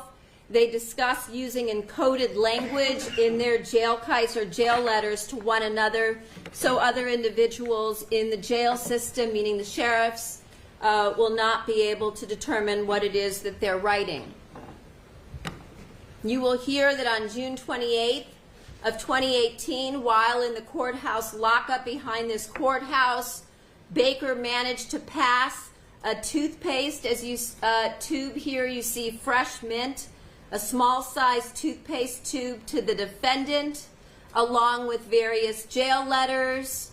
You're going to hear that DNA analysis was conducted on the contents of that toothpaste tube. It was determined by the Sheriff's Crime Lab, DNA analyst Leslie Thompson, to contain Baker's semen that he was passing to the defendant. You're also going to see that cardboard cutout on the right, the defendant passed to Baker with her writing on it and sexually suggestive writing, which you will also see. On October 3rd of 2018, when they were here for another court appearance, you're going to hear that Baker left 2 separate kites or jail letters in little plastic baggies on the staircase between this floor and the 10th floor on the railing after a court appearance here. All of this was caught on videotape because all of these back areas are videotaped to look for contraband and the like. You're going to hear that these jail letters from Baker to the defendant were recovered by Deputy Miguel Balderrama. You'll hear testimony from him as well as the video. And you'll see that these letters were encrypted with their own secret code in order to communicate secretly, again, similar to the apps they were using to scramble their words so nobody could read what they were sending or writing to each other, the same type of concept. So what you are going to see through the evidence in this case is this is a murder that was total depravity. You're going to see evidence that the defendant threw away her entire privileged life, that she destroyed her family, that she destroyed that of her daughters, that she destroyed the life of her husband's family, and that she was willing to risk everything for Robert Baker and some money. You're going to hear evidence that she abused the privileges that she was so lucky to have. Overruled. You're going to hear that she went from living in a beautiful home with her lovely family to lying on the floor of the jailhouse, courthouse lockup in order to pass notes and evidence back and forth to Baker, including his semen, from the guy who murdered her husband of almost 20 years and the father of her daughters. As I've said, the evidence in this case is going to clearly show the defendant has 2 separate faces. The one that she presents to the public as the loving wife and mother that you saw through the Instagram posts, and the cheating, lying, greedy manipulator that the evidence is clearly going to demonstrate she truly is. Excuse me? I already ruled on objection. Okay. Again, the cheating, lying, greeting manipulator that the evidence is going to demonstrate that she truly is. At the end of this case, I'm going to have the opportunity to discuss with you all of the evidence that comes in, that's going to be presented over the course of the trial, and the law that the judge is going to provide to instruct you. And at that time, my partner, DA Heather Stagel, and I are going to ask that you find the defendant guilty of the charges, that is the crime of murder of her husband, Fabio Sementilli, along with the special circumstance allegations of murder for financial gain and murder by means of lying in wait, as well as count 2, that being the conspiracy to commit murder of Fabio Sementilli. And when it comes to these special allegations, that as to the special allegations, that you find them to be true. Thank you. Thank you. My name is Blair Burke, and along with my colleagues Leonard Levine, Jeremy Babbage, Regina Peter, and Tom Jones, it is our privilege and our great responsibility to be representing Monica Sementilli. Monica, can you stand up, please? Representing Monica Sementilli in defending against these charges that we believe the evidence will show are untrue.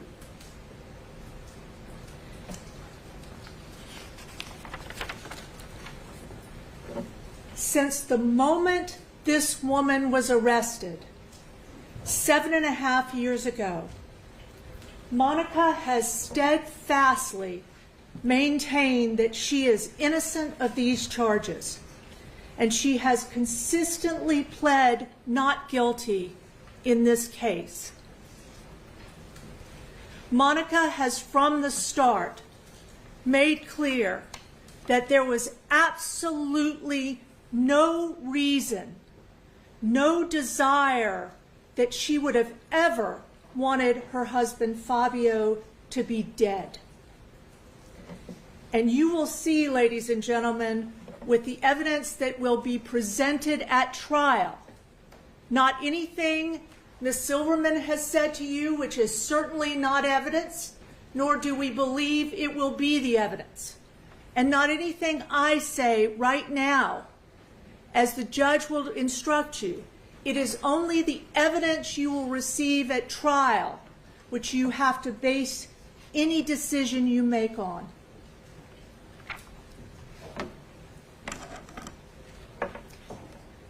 Over the last Friday and now Tuesday, you have heard hours of argument from Ms. Silverman about the evidence she expects to be shown in this trial. But over those hours and hours of slides and photos and notes and texts and statements about what she expects the evidence to be, you have not heard one piece of evidence, one text, one letter, one recorded call, one statement by Monica Sementilli, or any indication that Monica Sementilli ever uttered a word about wanting her husband dead. We believe that the reason that Monica is not guilty of these charges is that the evidence will show that everything Ms. Silverman talked about, everything she presented before you in the last 2 days, has only to do with two things. One, that she was having an affair with Robert Baker, and two, that it turned out that Robert Baker decided that he was going to kill her husband. No reason that Monica would have wanted, no motive, and no interest, and that it was Robert Baker who made that choice for her, and then convinced her, pleaded with her, deceived her into believing he was an innocent man, and that the reason that she was caught up in this whole thing was because he had been targeted and was not guilty. Ladies and gentlemen, the evidence is going to show you that this is who Monica and Fabio Sementilli were together on October 31st, 2016. This is 4 months before Fabio was killed. And you will see for yourself the relationship between Monica and Fabio.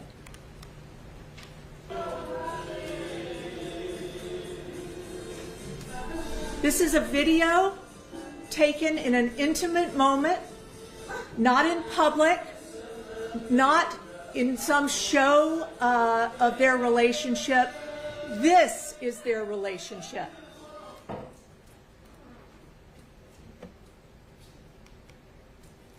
And this is who Monica and Fabio were together on January 10th, 2017.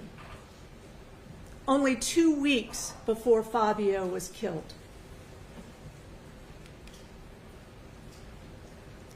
And this is who Monica, Fabio, and their 2 daughters, Jessica and Bella, were on January 15, 2017. Just 8 days before Fabio was brutally murdered by Robert Baker and Christopher Austin. They were happy together. They were loving each other. They were close, each other's best friends, husband and wife for nearly 20 years. And absolutely no reason in the world that Monica would have wanted Fabio harmed. No reason in the world that Monica would have wanted Fabio killed. And the prosecution in this case is going to ask you to believe that Monica Sementilli suddenly went from this person to being some kind of criminal mastermind who plotted and orchestrated the brutal killing of Fabio in his own home.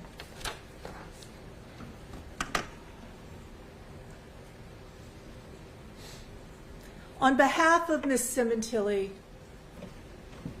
we implore you to do one thing, which is wait until you form any opinion in this case, until you've been able to look and see the evidence in the case. Not Ms. Silverman's claim about what the evidence is, not even my claim about what the evidence is, but the evidence that will be presented in this case.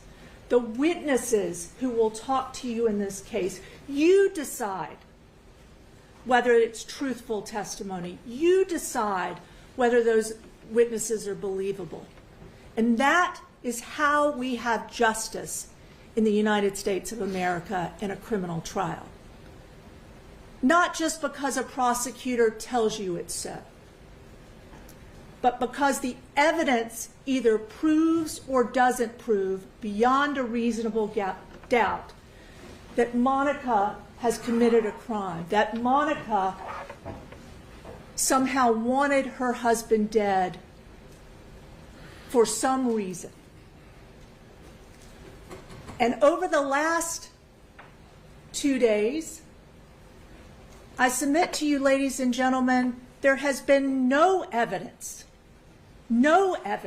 presented to you at any time that Monica Sementilli was plotting, conspiring, or indicating to anyone before Fabio was killed or after that she wanted him dead. You will hear the evidence presented that Monica Sementilli loved her husband. You will hear from the people that knew them best, who spent time with them in the weeks and days before Fabio was killed, that they were a truly happy, loving couple. But what you've heard over the last 2 days is not evidence that somehow Monica Sementilli was plotting to kill her husband. There's no statement, there's no text, there's no recorded phone call, even as Ms. Silverman says, when Monica would have thought no one was listening. But what you have heard is hours and hours of graphic statements about the fact that Monica had an affair.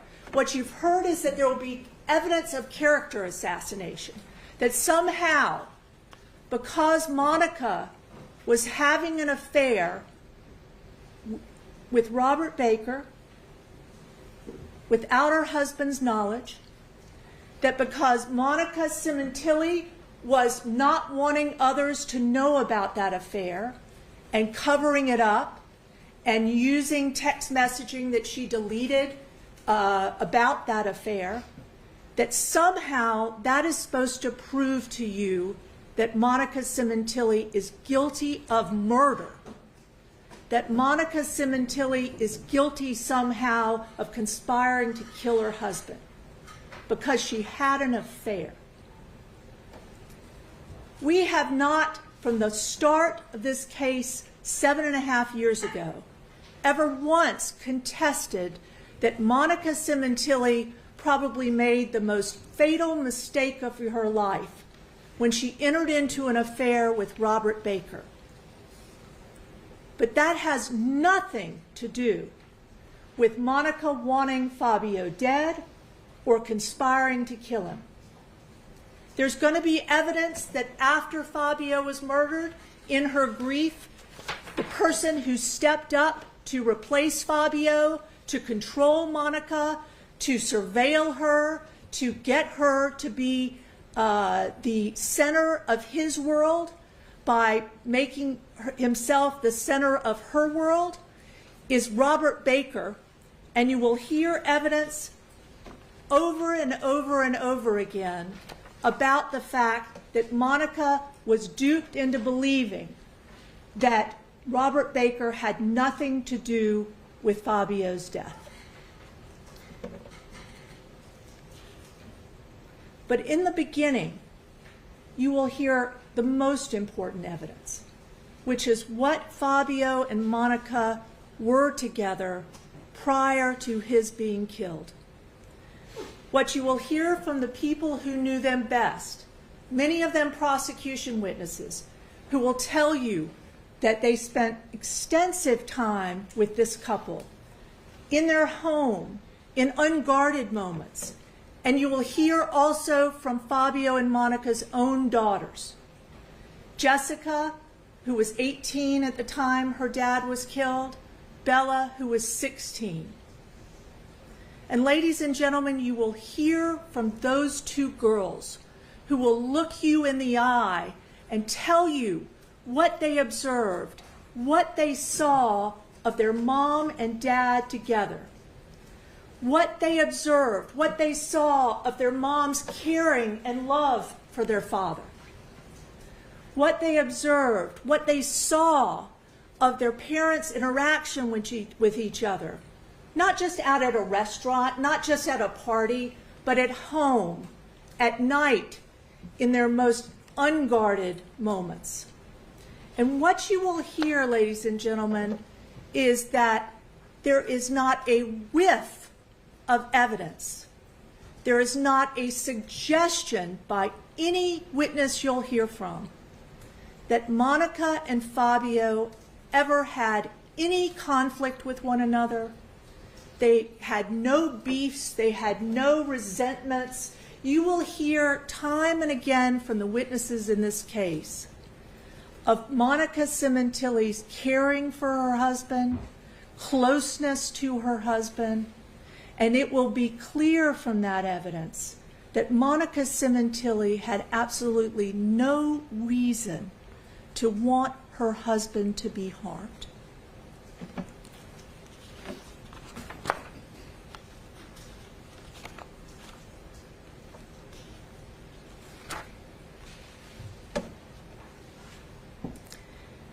You'll also hear, because of Fabio's employment, they did have financially a very secure life. There were no worries about money. They weren't rich, but they had bought their own home. Yes, it was mortgaged heavily, but Fabio had a good job. And as long as he was working and had a salary, that salary allowed them to lead a lifestyle that was comfortable and great. And you heard from the Silverman about the perks and the salary of that job, but you will also hear that those perks and salary would only be forever if Fabio Sementilli was alive. And what you will also hear, ladies and gentlemen, is that those perks, that travel that Ms. Silverman talked about, that Monica and Fabio so enjoyed, that lifestyle was not one that anybody believed was fake or a show or a put on. Every single witness in this case who will come in here and testify to you about the genuineness of Monica's love for Fabio, caring for Fabio, and time with Fabio, and Fabio's care and love of her, will consistently tell you that that love was real. That friendship, being each other's close friends and co-parents, and the pride they had in their involvement in their daughter's life. In the weeks and even days before Fabio was brutally killed, there is no one who is going to not say to you that that love and affection and friendship was real. And there's not going to be a single piece of evidence that you see throughout this trial that tells you otherwise.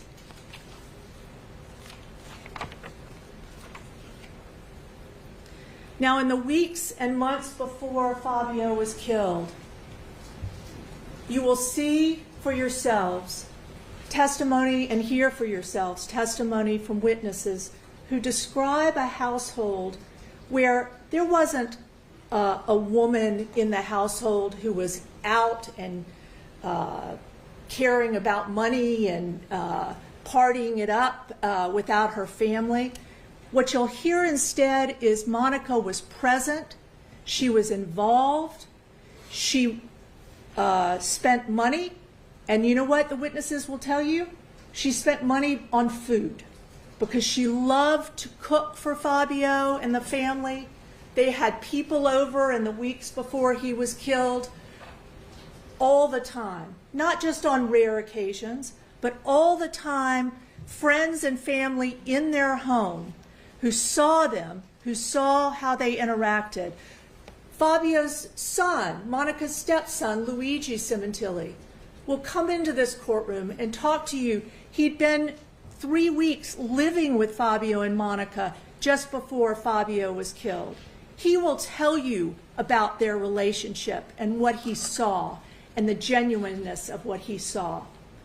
Not a single witness in this case is going to tell you that prior to Fabio's death, prior to the police telling them the police opinions about Monica having an affair and what that had to mean, none of those witnesses will say anything other than the affection and love and caring by Monica Sementilli for Fabio Sementilli was real.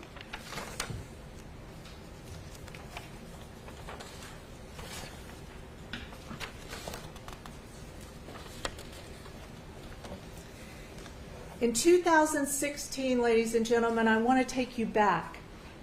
I want to take you back so that you can see a roadmap to the evidence that will be presented by both the prosecution and the defense about what Monica Sementilli was doing in 2016. She was 44 years old in 2016. She was no longer working as she once had at an elementary school locally where she helped teach and care for autistic children in an elementary school. She had been a stay-at-home mom with 2 teenage daughters, and as they started to get more active in their own lives, Monica decided to join a gym. And she joined the LA Fitness Club, where she started to work out and train with a trainer. and she decided to join the club's racquetball team. And the coach of that racquetball team, the head coach of that league, was Robert Baker. You'll hear that Fabio was traveling more and more for his job. You'll hear that the girls were no longer all the time at home. And you'll hear that as Monica got more active in the gym and started learning about racquetball that was taught to her by Robert Baker and started competing competitively, that Monica was happy, she was getting more fit, and she was making new friends at the LA Fitness Club. You'll hear that she started being friendly with some of the girls from the club. They would go out for karaoke. You will hear that she's developed a new circle of friends in her life from her activities at LA Fitness. And you will also hear, ladies and gentlemen, that when she joined the racquetball team and started training at LA Fitness, that Robert Baker started to have more and more a role in Monica Sementilli's life. This is not a case where Monica Sementilli went looking for Robert Baker. What you will learn is that this is going to be a case where Robert Baker went looking for Monica. I'm sorry, Counsel. We're going to take our lunch recess this time. Hope this is a good time for you. Sure. Thank you, Your Honor. Good afternoon again, ladies and gentlemen.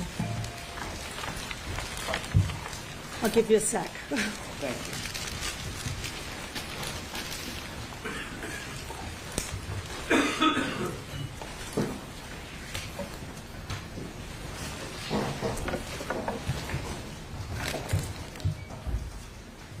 So before the lunch break, we left off discussing that in early 2016, now this is a year before Fabio was killed, Monica was no longer working at the elementary school. She had been for the last couple of years, I think 3 years, at home while the girls were in high school. And I think Bella was in junior high that first year she was out of the elementary school. And Monica decided to go to LA Fitness to start working out, to get fit. She was 44 years old. They were happy, and Fabio was right on the cusp of starting to travel both internationally and domestically for his job. Fabio, as a director of education and an executive at his hair company, Wella, was doing better and better, and more of that time was spent traveling out of town. And the girls, the teenage girls, Jess and Bella, Jess was already 18, Bella was 16. They had more and more of their own lives, and Monica started working out, going to the gym, and she met a great group of friends who also worked out, and she met, who you'll hear from, a trainer, Matt Nurse, who she started training with, and through Matt met the coach of the racquetball team, Robert Baker.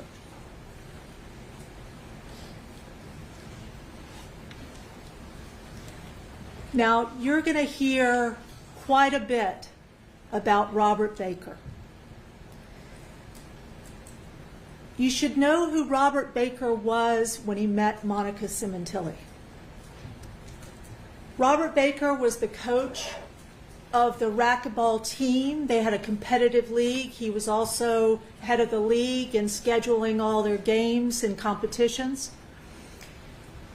Baker was a former military policeman, an MP. When he was with the Army, he didn't serve time in the Army. He was a military policeman.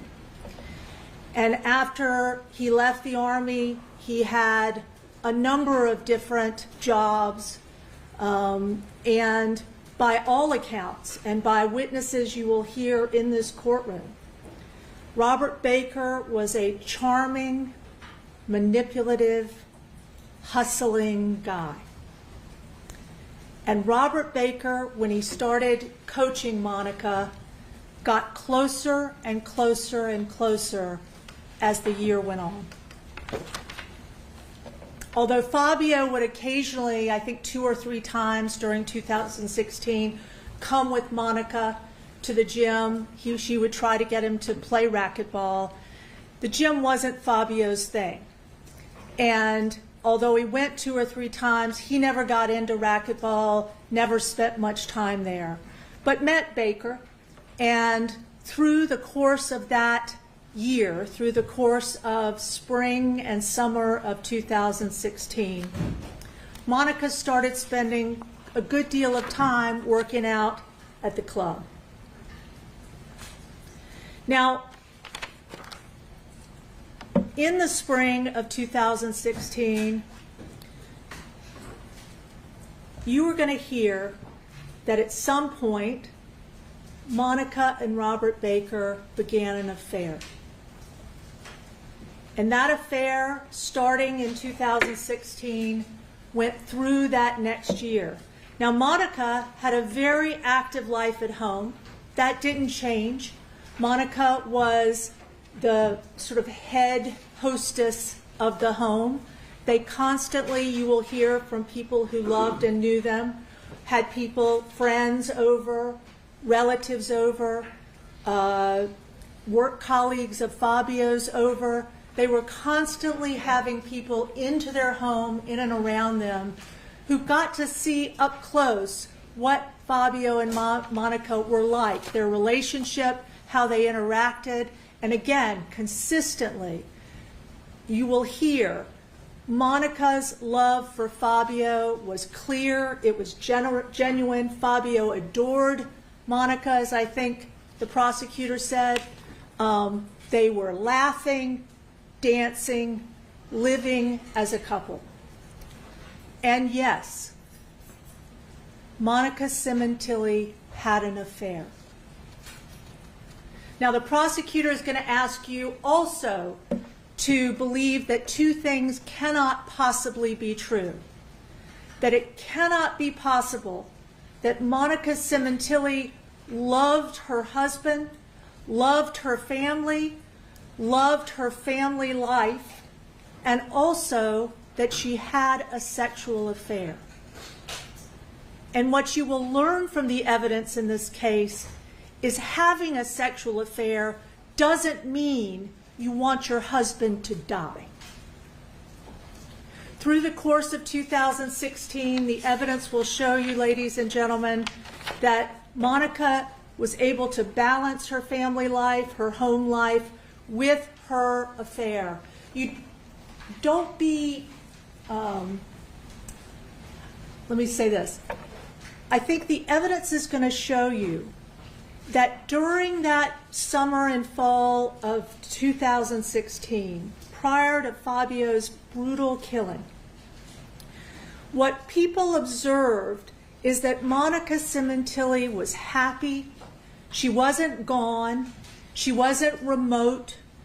There was no conflict in the house. She never made a single statement to anyone that she was critical of Fabio or that Fabio was critical to her. You are not going to hear any witnesses say they even saw a fight between Monica and her husband. It was a happy home, and Monica Sementilli was clearly balancing both. She was definitely home. She was definitely involved with Fabio still in the girls' lives, but she was also exploring a sexual affair with Robert Baker. We know from witnesses who will be in this courtroom, even Fabio's son, Luigi, his adult son, in the fall of 2016, Luigi comes to town with his girlfriend, and they actually live for 3 weeks in the Sementilli home. Every day around Fabio and Monica, see them, see how they're acting, and Luigi himself says he only saw love and friendship and nothing that was anything but Fabio and Monica were together and happy. And you'll see from that evidence that while the prosecution will tell you over and over and over again about the sexual nature of Monica's relationship, that even that the sexual nature of her relationship with Robert Baker was unusual and kinky, and that they even at some point started having sexual relationships with other people. That has nothing to do with a motive to kill. Nothing. And I ask you to consider, as you listen to what I understand from the prosecution as even a detective reading to you, describing sexual videos between Monica and Robert Baker, that again, her sexuality, her choice, which some of us may disapprove of, to have an affair has nothing to do with wanting her husband dead. You will hear witnesses in this case tell you, Monica's best friend, Deborah Obad at the time, that in May or June of 2016, she started to suspect something was up, that Monica might be having a dalliance of some kind. She was dressing up more, she was putting lipstick on, she was out when they would come over with Fabio. She was just a little more excited and put together than usual.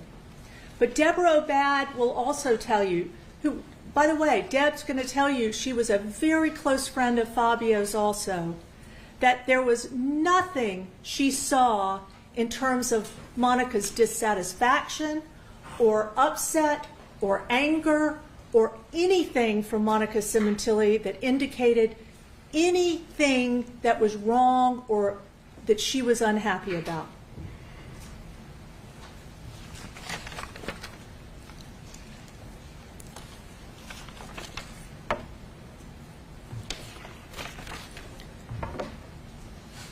You are also going to hear that at some time during the fall of 2016, you will learn that Monica Sementilli made clear to Robert Baker one thing. When Robert Baker told Monica Sementilli that he wanted her, that he was not wanting anything but for them to be together, that she should consider leaving her husband and being with him. And Monica started talking about her family life and her love for her children. In fact, you'll hear from witness Matt Nurse, her trainer. At one point, Monica Sementilli spoke to Matt Trainer about being unfaithful, about a sexual affair or the potential of a sexual affair. And you'll hear that Matt Nurse said to Monica, "Why wouldn't you just get a divorce if you're going to have an affair?" And Monica told Matt Nurse, "Why would I ever want to throw away 20 years of marriage?" Monica Sementilli was not interested in leaving her husband. She was not interested in leaving her family. She loved her family and she loved being a part of her family. And what is absolutely going to be clear from the evidence is that when Monica Sementilli told Robert Baker that she wasn't interested in leaving her husband, that was a fatal mistake that Monica will have regretted for the rest of her life. Because the evidence will show, ladies and gentlemen, that there was someone decidedly not happy with things as they were, decidedly not accepting that Monica could go on balancing both having her family life and being with Fabio and also being with Robert Baker. And you will learn that Robert Baker decided to take things into his own hands. Robert Baker, you will learn from the evidence, decided that it wasn't good enough for him that Monica wanted to stay with her family and stay with her husband, and that Robert Baker wanted to control Monica Sementilli's future. And so when Monica made clear she had no interest in leaving her husband, she was perfectly happy to continue the affair, but just that, wanted to continue the affair and did not want to leave her family, Robert Baker decided he was not going to give her the choice. And Robert Baker was going to make the decision for her, and alone started formulating a plan to kill Fabio Sementilli. Now,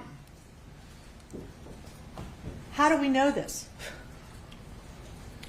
We know this because Robert Baker is going to come into this courtroom and sit in that chair and tell you himself that he was the one at this point who decided to play God. He and he alone, deceiving Monica, not sharing with you his intentions, continuing with the affair, but increasingly you will see manipulative and controlling in her life. Robert Baker, as the evidence will show, began to stalk and follow and prey upon the entire Sementilli family. You will learn from the evidence in this case that even Fabio and Monica's daughters started noticing that Robert Baker was around. You'll hear from Jessica, the 18-year-old at the time, that she was driving one day and all of a sudden Baker showed up. You'll hear other witnesses talk about, you even have Deborah Obad, who at one point takes a picture of Robert Baker's car. Robert Baker's car parked down the street from the Sementilli home at a time Robert Baker wasn't at the Sementilli home. The evidence will show, ladies and gentlemen, that at this point in Monica's life, unknowing that the man she was sleeping with was not going to accept her decision, Robert Baker started to formulate a plan to kill Monica's husband.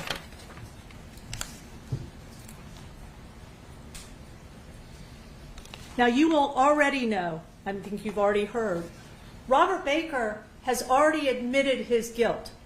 Robert Baker has already gone to the judge and said, I plead guilty. I did this.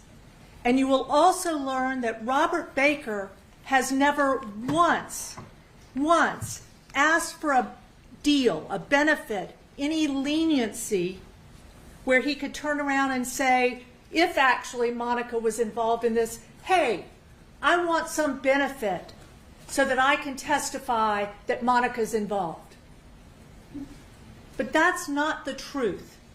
And you will see why and how the prosecution here has turned the idea of Monica Sementilli having an affair into some kind of motive to murder.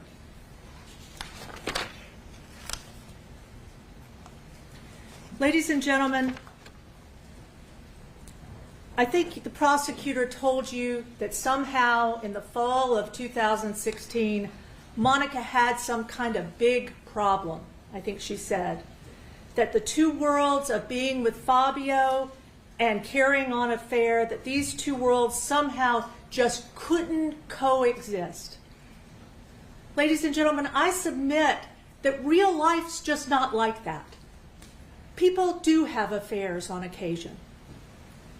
We could disapprove of somebody being unfaithful to their husband, but in Monica Sementilli's life that she loved, that the evidence will clearly show, the prosecution told you, it was a great life.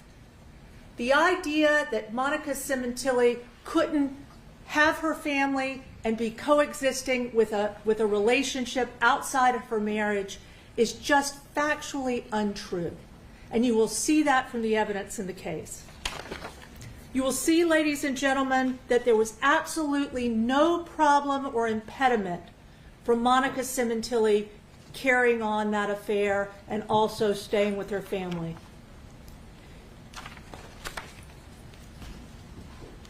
Now, the prosecutor has clearly suggested to you, she didn't suggest it, she told you, that the evidence will be that one of the reasons apparently Monica Sementilli plotted and schemed and was a master manipulator to kill her husband was because she didn't want to get a divorce. Think about that. The prosecution is suggesting to you that Monica Sementilli decided to kill her husband because a divorce was not an option. But the evidence will clearly show you in this trial that of course divorce was an option. Monica and Fabio were from Canada. They first met there. Fabio had a platform hair business. Monica had been teaching, and then she was a makeup artist and in fact became a very well-renowned makeup artist in Canada. And Fabio and Monica met and married in Canada. But what you didn't hear really is that although the prosecution would have you to believe that Monica Sementilli would somehow be cut off from her life, cut out, I think Ms. Silverman said, if she were to ever get a divorce, the facts you will hear is that Fabio came from divorce, that Monica came from a family where there was a divorce, and that when Monica Sementilli married Fabio, he had gotten a divorce. He had gotten a divorce.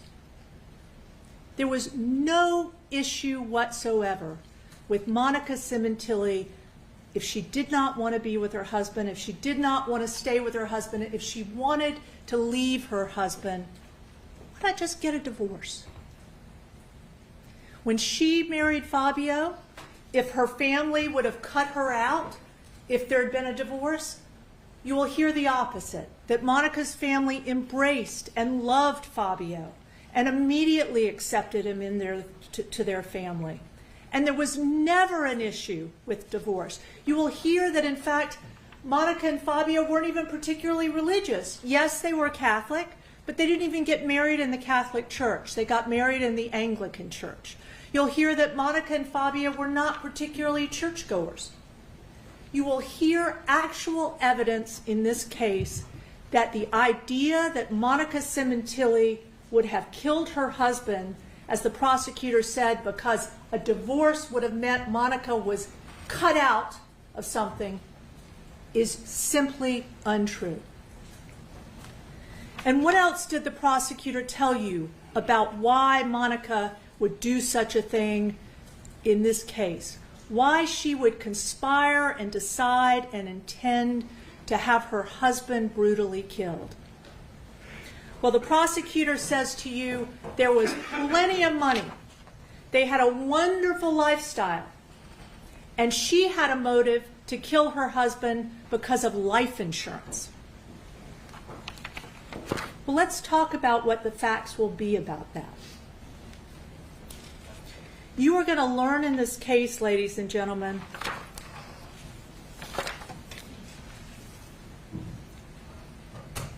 that at the time of his death, Fabio had only purchased one life insurance policy in his life. One. Other than whatever his work provided, which they provided a policy, which we'll talk about, Fabio Sementilli had only ever purchased one life insurance policy. Well, Monica Sementilli must have wanted that, must have been a beneficiary to that. But what you will learn, the facts, the documents that you will see, is that in fact the one life insurance policy Fabio Sementilli ever bought, Monica was not only not a sole beneficiary to the policy, she wasn't even on the policy. Fabio bought a life insurance policy for his son from the previous marriage in which he'd gotten a divorce. One policy that he bought himself. You will hear no evidence in this case that Monica Sementilli ever tried to get a life insurance policy for her husband. You'll hear no evidence in this case that she ever asked her husband or encouraged her husband to get a policy for her. Nothing. What you will hear is that Fabio Sementilli's work had a benefits plan for him in the company. That's Wella. You will also hear that very shortly before his death, Wella was sold to a new company. That company was Cody. And you will hear yourself from the evidence in this case that Monica Sementilli was not even a sole beneficiary on the policy he had with his company. Never. Monica Sementilli was a shared beneficiary with her daughters, Jessica and Bella, her adult daughter Jessica, her teenage daughter, her 16-year-old Bella, and also Luigi Sementilli. And you will also learn that the majority of any benefits coming from that life insurance policy were coming to the kids, not Monica Sementilli, the kids. She wasn't a sole beneficiary, and she had no majority interest in any life insurance policy that was provided for the company.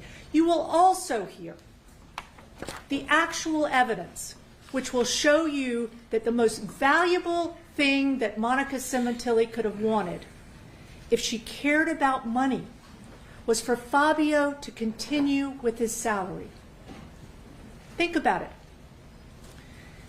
The prosecution has described to you this great life Monica was having because of Fabio's salary and the lifestyle that afforded. The prosecution has told you the facts will be that Fabio and Monica went on these wonderful trips to Cabo, to Mexico. Why? Because he was awarded, as long as he was working, these trips for free. So what happens if Fabio Sementilli is dead?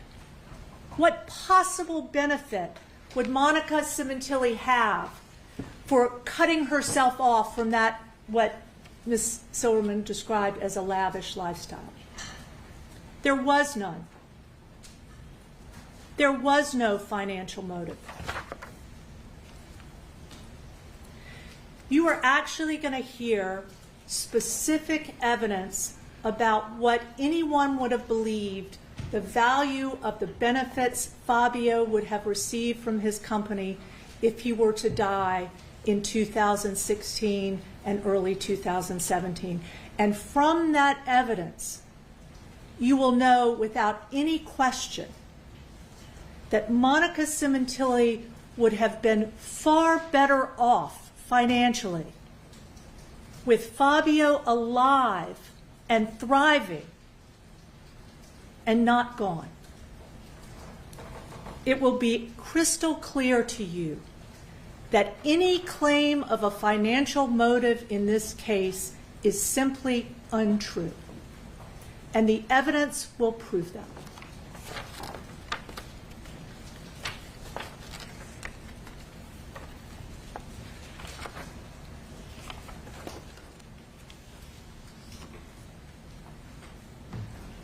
Now, Monica and Robert Baker,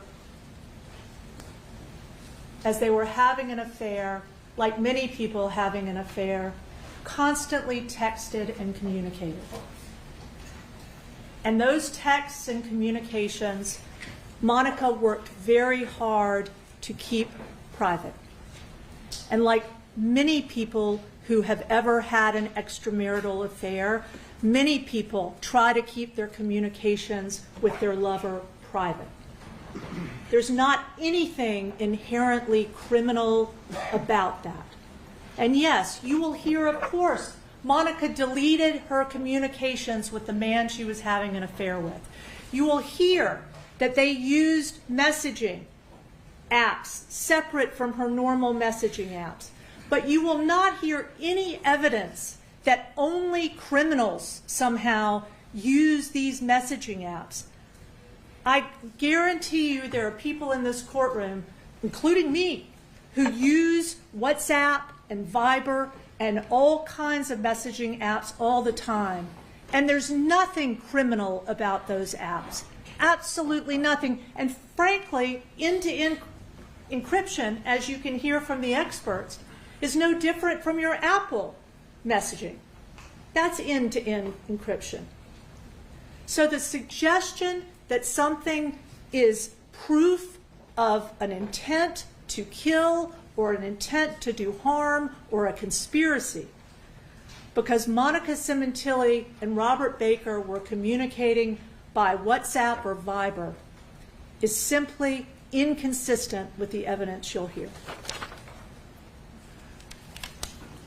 And yes, Robert Baker and Monica Sementilli constantly texted. They constantly texted through 2016 and early 2017, and after her husband was killed, they continued to text. Because after Fabio was killed, yes, Monica, having no idea that Robert Baker had done the awful thing that he did, continued her affair, took comfort and solace, and allowed Robert Baker into her life more and more. And yes, she was attracted to him. She was comforted by him. She continued the affair. But that, ladies and gentlemen, is not a crime, and you will know it's not a crime as the evidence is presented. You will also learn of those thousands and thousands of communications, of those hundreds of texts, phone calls, emails, some of which you will hear about in this courtroom. There is not a single piece of evidence among all of those communications that gives you the slightest indication that Monica wanted her husband dead or that Monica conspired with anyone to do anything. Not a single one. And you will also hear the prosecution tell you that somehow, some way, the fact that there were so many communications around the days around Fabio's killing, that is somehow evidence that Monica Sementilli was involved. But you will also hear that the number of communications between Baker and Monica in the days around the day of or the day before Fabio was killed are absolutely no different than they were in the days before or the weeks before. No different. So the idea to suggest that somehow the volume of calls was different between New Year's and January 23rd simply proves nothing. It proves nothing at all.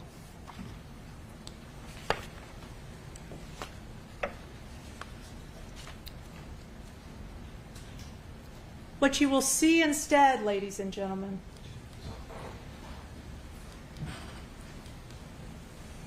what you will see instead is that over the course of the summer and fall of 2016, leading up to this murder, the pattern of communications between Robert Baker and Monica Sementilli show you the dynamics and control that Robert Baker asserted over Monica and not the opposite. You will learn from the actual evidence, ladies and gentlemen, that 2/3 of the communications that Robert and Monica had were Robert communicating, attempting to communicate, attempting to reach out to Monica to find out what she was doing, where she was, when she could meet, when she could see him, all of those communications reflect that over 2/3, frankly, of all of their communications came from Robert Baker and not Monica Sementilli.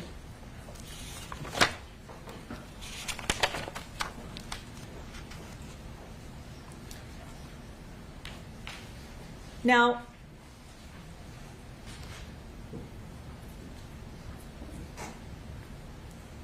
one of the great things about our system is that in order to convict somebody for a crime, you actually have to have evidence. You actually have to have evidence that tells you that that person committed that crime beyond a reasonable doubt. And yet, what you've heard so far from the prosecution is not direct evidence of any commission of a crime. What the prosecution is going to ask you to consider is what they've mentioned is circumstantial evidence. And there's no better example of the dangers of circumstantial evidence here than this fact. The prosecution has told you already that they can show that there were hundreds of messages and texts in the days around the killing between Monica and Baker. But the evidence also will show you that there were the same number of messages in the days and weeks before. And as the court will instruct you, with circumstantial evidence, if you can draw two or more reasonable conclusions from the circumstantial evidence that is presented to you, and one of those reasonable conclusions points to innocence and the other to guilt, you must accept the one that points to innocence and not the one that points to guilt, where there is a reasonable conclusion to be made. And of course, reject any one that would be unreasonable. But as you see here, the fact that the prosecution may show you that there were hundreds of communications between Robert Baker and Monica Sementilli on the days around when Robert Baker killed Fabio means nothing if they are the same number of communications in the days and weeks before.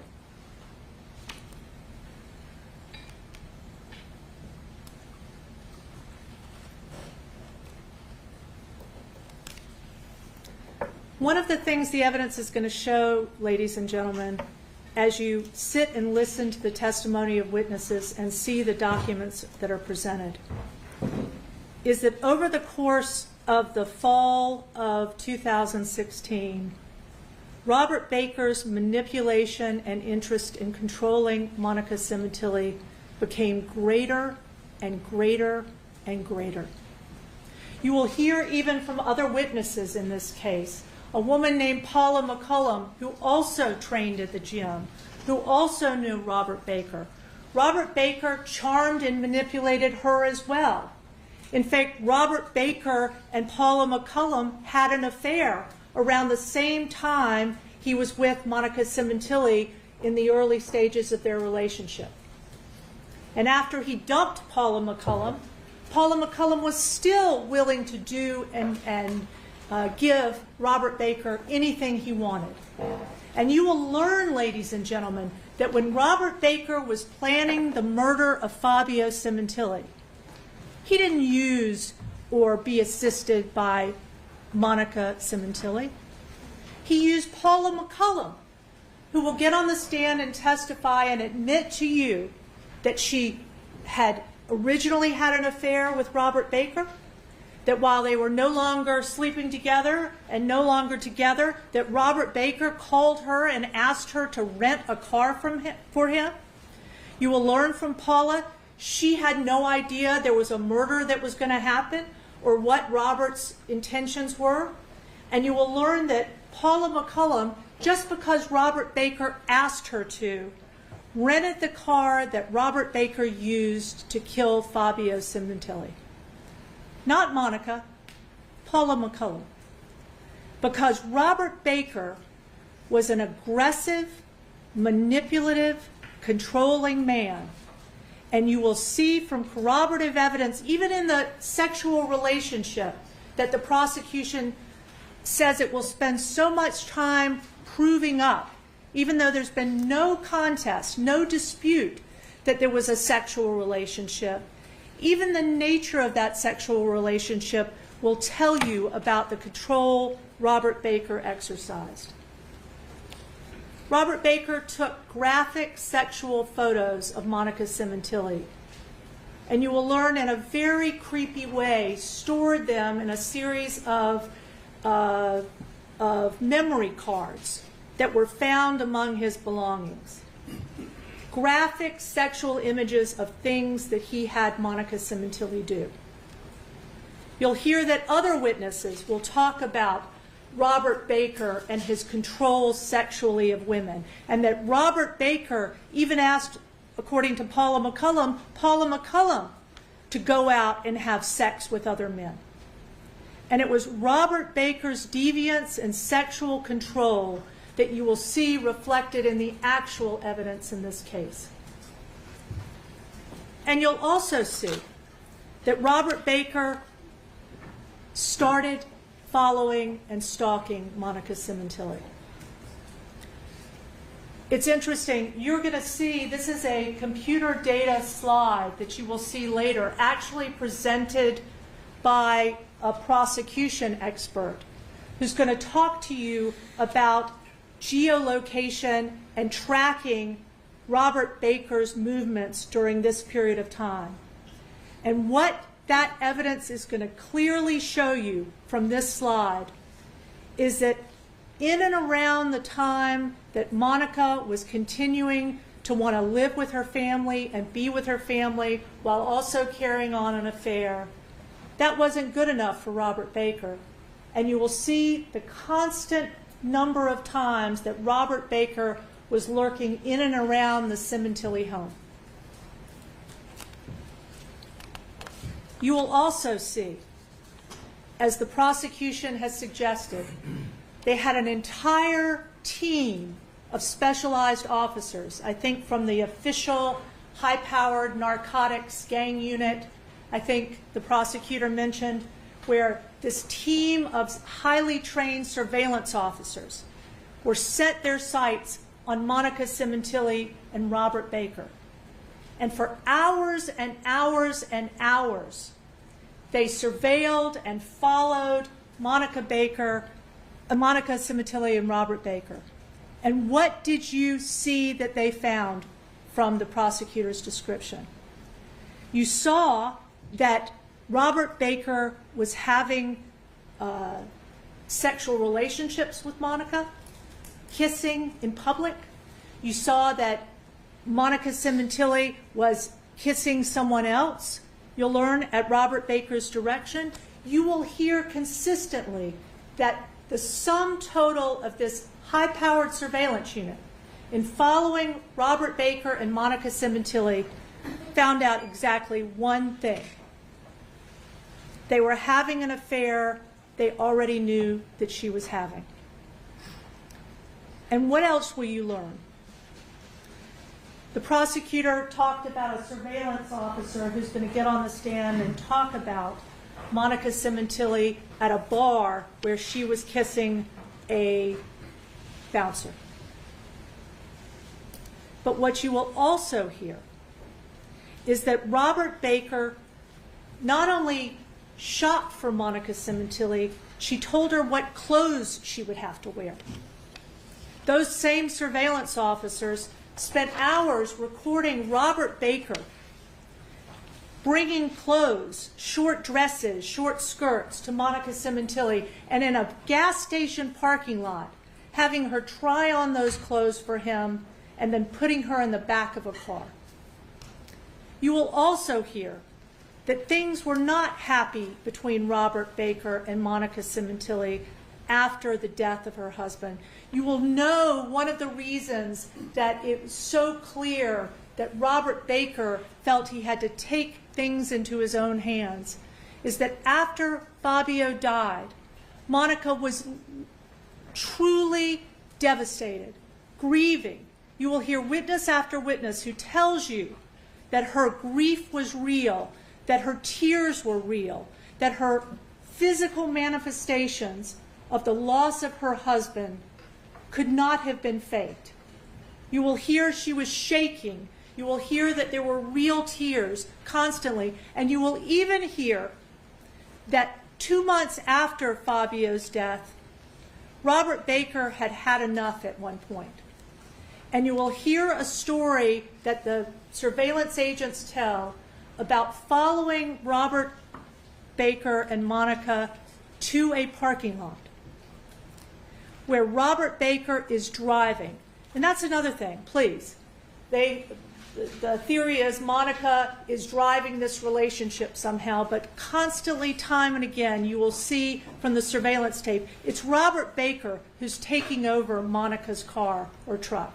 It's Robert Baker who is driving Monica Sementilli. And in that instance, you will see that Monica Sementilli is sitting in the passenger seat of a truck. Robert Baker is driving, and he all of a sudden slams on the car, stops the car, and slams the door, and walks away. And what you didn't hear is that Monica Sementilli is sitting in that truck.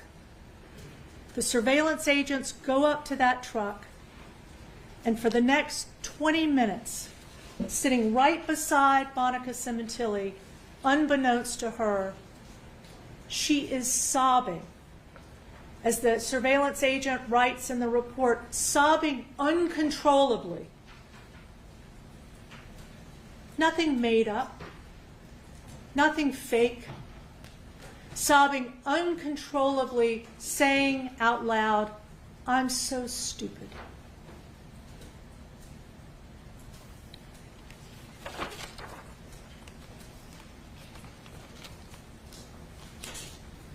I want to talk to you about the day that Fabio Sementilli was killed. January 23rd, 2017. The day and the day before for the Monica and the Sementilli family, you will learn, were like any other. There will be no evidence that Monica did or said anything during those 2 days that was different from their normal routine. You will learn that Monica and Fabio and the girls had dinner that Fabio had picked up the night before, and you will hear that that day, the 23rd, began like many others. You will hear that on the morning of the 23rd, early, around 7:30, Bella, who's 16, left for high school like she did every morning of the week. But you will also hear there was one thing that was different. At the very last minute, when there would be no way to plan any elaborate scheme, Fabio didn't go to work that day. Fabio would have normally been at work that day. He had taken off Friday, but the plan was that he was going to be at work on Monday, and at the last minute decided not to go. In fact, you will hear evidence that he had also planned that week to get a colonoscopy, and even had indicated that he wouldn't be home, that he would be at a colonoscopy appointment that Monday, January 23rd. You will also hear that when Bella went to school after she left, early that morning, or mid-morning I should say, the Sementilli housekeeper arrived. That was Delia Pacheco, who you will hear from shortly. And Delia came in, but this was not a situation where Monica had, chefs and housekeepers that were there all the time. Delia only came 2 times a month. And the prosecutors are going to suggest to you that the one of 2 days that month that Delia was working during the day at that house, somehow Monica had planned a murder. You're also going to know that Fabio left the house at 10:57. He left. He went to run errands. Monica had Fabio promise that day, since he was going to stay home, he was going to get a power washer fixed. I think Ms. Silverman mentioned it, because she had wanted him to clean the driveway. And you will learn that Fabio left at 10:57, and then Monica and her daughter Jess, the 18-year-old, who was also at the house, left themselves to the LA Fitness gym to work out. And you will hear from Matt Nurse that he saw Monica and Jess at the gym. He even saw that Monica was playing racquetball with Robert Baker, her coach, that morning. And you will hear that Fabio, at some point midday, comes back home. And then you'll also hear Jess, the 18-year-old, and Monica come back home. And they have lunch together with Fabio. Delia's at the house, Jess is at the house, Monica is at the house, and Fabio is at the house. Now, the prosecution's theory is that somehow in this, what they've referred to as this tight murder timeline, that somehow you are going to see something done or said or acted on by Monica that suggests she did something or said something to ensure that there would be no one at the house other than Fabio at the time two killers came to the home.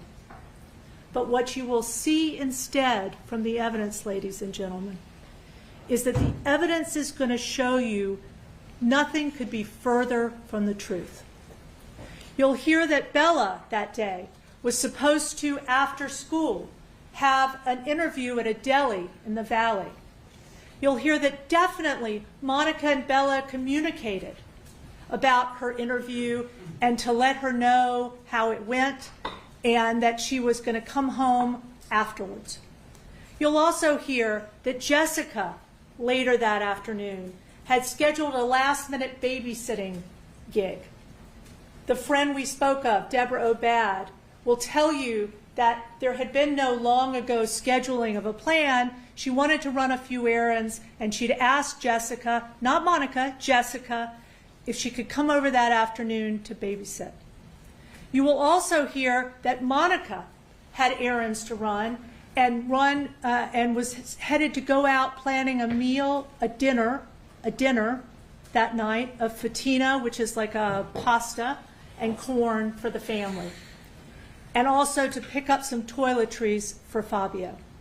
And she leaves for Target in the afternoon, but she doesn't leave Fabio alone in the house. She leaves Fabio with her 18-year-old daughter, Jessica, in the house.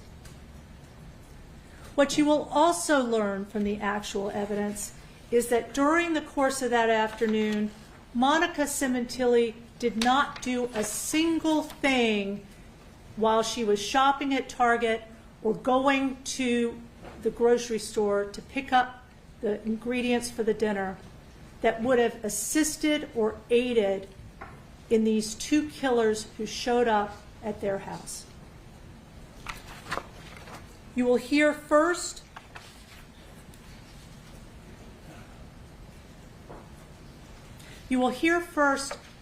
evidence that will tell you, ladies and gentlemen, absolutely tell you, that it is impossible for Monica Sementilli to have orchestrated the murder of her husband. If you are planning a murder and orchestrating a murder to ensure that somehow your husband is alone at the house, the one job you would have is to take some action to ensure that nobody's coming home. Jessica is out babysitting. You'll hear evidence that's clear. Deb Obad's just running a few errands. After the errands are done, Jessica's going to come back to the house. But what you will actually know from the evidence is there was not one phone call or message to Deborah Obad or to Jessica after she left for babysitting that day, trying to find out when she was coming home, control when she was coming home, intercept Jessica from coming home, or finding out from Deborah when Jessica would be done with babysitting and coming home. And there was nothing that Monica Sementilli did or said that would have prevented her 18-year-old daughter from walking in on a murder, potentially being killed herself, or at least seeing who the killers of her father were. And for Bella, you will hear that Bella's interview, in fact, lasted only 30 minutes at the deli. You'll hear that Bella wanted to pick up some glasses, not prearranged, wanted to pick up some glasses, and that Monica, while she was at Target, receives a call from the eye doctor, finding out if it's okay for Bella to pick up the glasses and then come home. Now, Monica could have intercepted Bella. Monica could have said, hey, Bella, I want you to wait at the eye doctor. I'll meet you there, to control when Bella was coming home.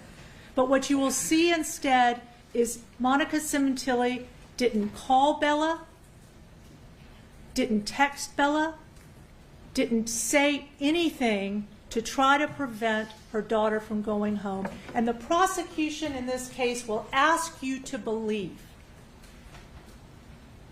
that Monica Sementilli was willing for Bella Sementilli, her 16-year-old daughter, to come home to two murderers killing her father and potentially die herself. And you will hear that the actual evidence in this case is Bella Sementilli came home within 1 minute of those two killers being in the house. 1 minute to find her father dead. There is nothing on earth that would indicate that Monica Sementilli did anything that could have prevented the slaughter of her children. So this theory that somehow Monica Sementilli, right, was orchestrating, was planning, was doing things, messaging, is completely belied by that fact. And you will also learn that on January 23rd, at the critical time the prosecution wants you to believe that Monica Sementilli was orchestrating this murder, there was no evidence, absolutely no evidence that you will see that there was any communication between Monica Sementilli and Robert Baker for the critical timeline that the prosecution tells you about. The one critical time that there would have been any assistance provided had there been any communication during that period. And you will also see evidence, which we'll talk about later, that at 3:53, the idea that somehow home cameras were accessed for any reason that would have been related to Monica Sementilli plotting and orchestrating the murder of her husband will be proven factually untrue. You will learn that at 3:53, there was nobody at her house. At 3:53, there was no ability to assist the killers because the killers got there much later. And you will also hear that there was a perfectly legitimate reason for Monica Sementilli, who'd asked her husband to clean the driveway, to access her home cameras at 3:53.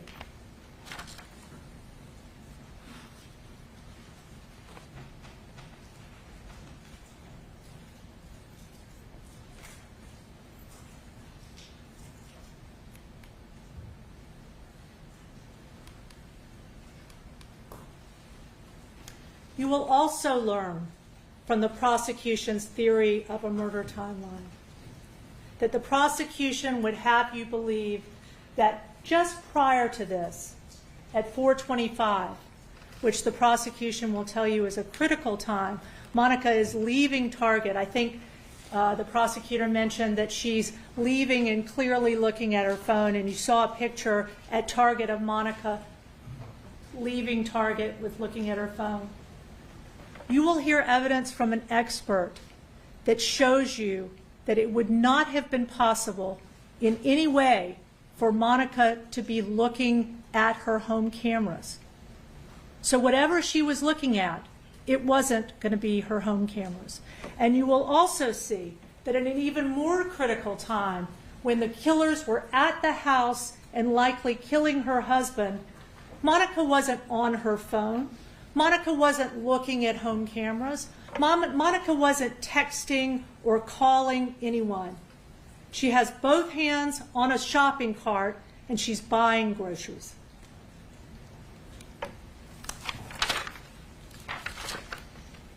And one of the things that I didn't hear mentioned earlier of the so-called evidence that Monica was somehow assisting or doing something that could have even conceivably facilitated this awful murder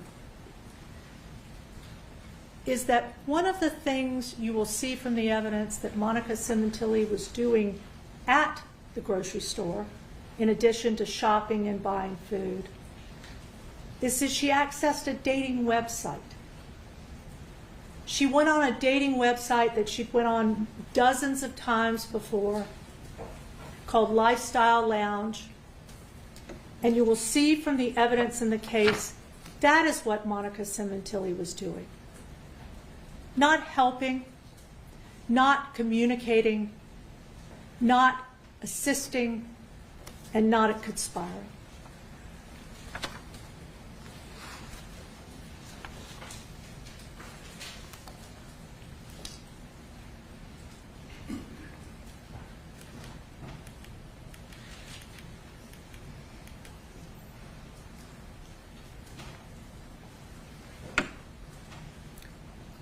The killing of Fabio Sementilli was unspeakable.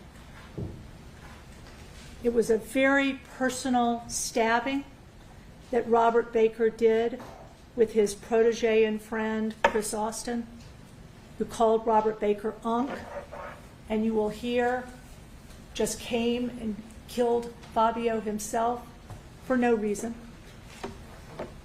because Robert Baker asked him to. You will hear that when Bella and shortly thereafter Monica came home to the house, it was absolutely chaos. You will hear the real devastation that Monica Sementilli and that family experienced from finding their beloved husband and father dead. No faking, no false tears, no smiling off in the distance. You will hear from the people who knew Monica best. In fact, Deborah Obad, you'll also hear from, will be called by the prosecution. She will tell you that when she got to that house, there was no question that Monica Sementilli was devastated. Nothing that could be faked. Physical shaking, physical tears, absolutely out of control. You will even hear that Bella was so shocked she wasn't crying at all. No less grief, no less devastation. You'll also hear that in the chaotic hours and minutes after Bella and Monica discovered Fabio, things were upside down. You'll hear witnesses describe Monica. She can't even put two words together. She didn't want to get on the phone. She was saying things that didn't even make sense. And one of the things you'll hear that she said was that she wanted Deb to get in touch with Luigi, Fabio's son, let him know his dad was taking care of him. That's what you'll hear Monica ask. The prosecution has actually claimed to you that Monica Sementilli, on the very night her husband died, was making a claim for life insurance. And what the evidence will show you is that could not be farther from the truth. You will hear evidence on the evening of January 23rd, 2017, Monica and the girls at the house stayed in the house while the police were there initially, and then when Deb got there, at some point they were moved over to a kind neighbor's house who took them in. And in those chaotic hours where police and forensics and scientific folks are investigating and over at the house, there are a series of people who come through, there are a series of phone calls, and in fact, Monica, at some point says to her daughter, "Get Luigi." And Luigi is on the phone, and Monica, for a very brief period of time, has the conversation with Luigi. Your dad took care of you. You can stay in school. There's a policy. But that life insurance policy has nothing to do with Monica Sementilli. You will also learn that Monica's behavior on the night of the murder was absolutely consistent with a woman who had just lost her best friend and husband. And she did nothing, she said nothing to indicate in any way that she was somehow involved.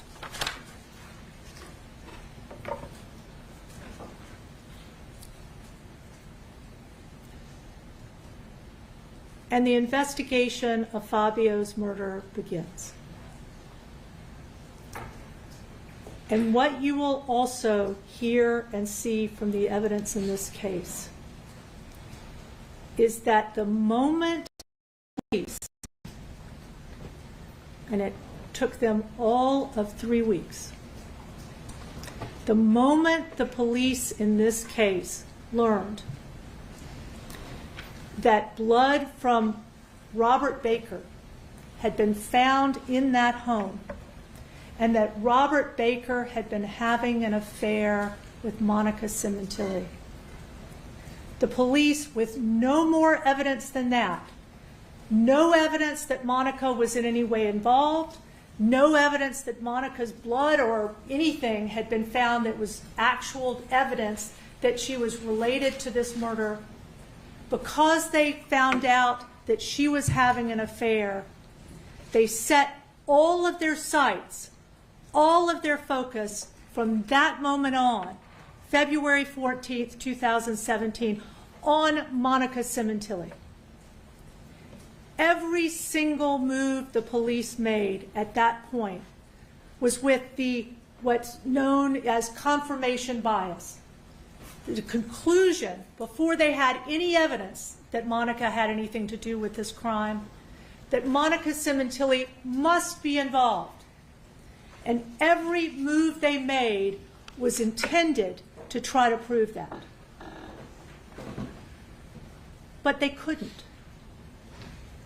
And what you will see is that the police from that moment on lied to this family and lied to Monica. And they repeatedly told that family that this crime, in their belief, had been done by the knock-knock burglars. That burglars don't even come back to the home. They should feel safe. That they knew, and they had great leads, that this murder had been committed by these knock-knock burglars. And what did they do at the same time? Monica, her daughters, not knowing anything about blood of Robert Baker being found at that house, nothing about the blood that they found, they lied. And by lying for 5 months, they allowed Robert Baker, who they knew was the killer of Fabio, to be free and with that family. You will also learn that after Fabio died, Monica did seek comfort with this man she'd been having an affair with. And you will also learn that there was nothing that indicated Robert Baker was involved. Nothing. And Robert Baker pretended to be the comforting lover to Monica Sementilli. And yes, she continued the affair. And yes, she deleted her messages so her family would not find out about her affair. But there's nothing that the police did or found about Monica Sementilli during those months other than what was never has never been contested, which she continued the affair. And continuing the affair is not evidence that she wanted her husband to die.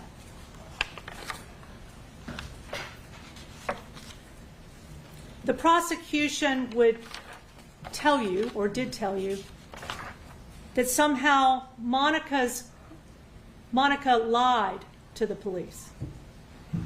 And I want to be very, very clear. They specifically told you that Monica committed a series of lies to the police. And one of the things they highlight is that somehow that Monica claimed not to know Robert Baker. Not to know Robert Baker's last name, I think the prosecutor told you. But when you see the actual evidence in this case, you will find out that Monica Sementilli did not lie to the officer. And by the way, this is all recorded. That Monica Sementilli told the police when they asked her if she knew Rob, her friend's last name, she told them that his last name was Baker. She told them that his last name was Baker.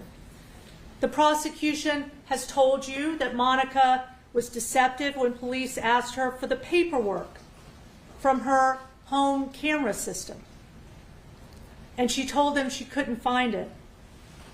But she also, I don't believe, mentioned that this is a home camera system that had been purchased over 7 months prior.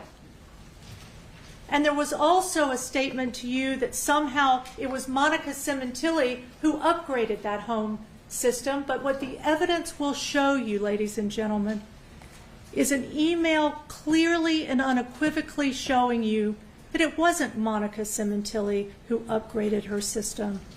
It was Fabio Sementilli.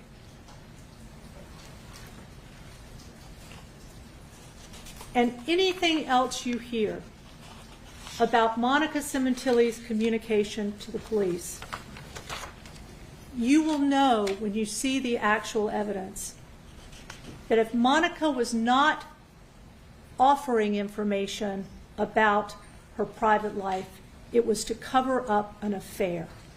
And every single thing that will be claimed that was somehow not forthcoming is absolutely consistent with someone who is desperately trying to cover up the affair they were having. Counsel, I don't want to interrupt you. I don't know if this is a good time to take a break or you're close to done or what. That's fine. Okay. Let's take our afternoon recess. Ladies and gentlemen, once you are able to see and hear the evidence of the prosecution's theory in this case, that somehow Monica Sementilli went from a happy, warm, close family life, being a woman who at midlife was having an affair, to some kind of homicidal murderess and conspirator because she didn't want to get a divorce and because she wanted a portion of a life insurance policy and the benefits her husband made, even though her husband would be gone and she would no longer have his salary.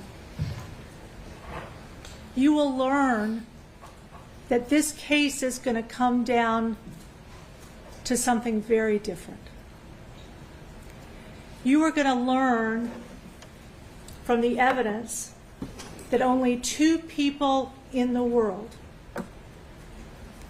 know how and why Fabio Sementilli was cruelly and viciously murdered. And the evidence will show you that neither one of them is seated here.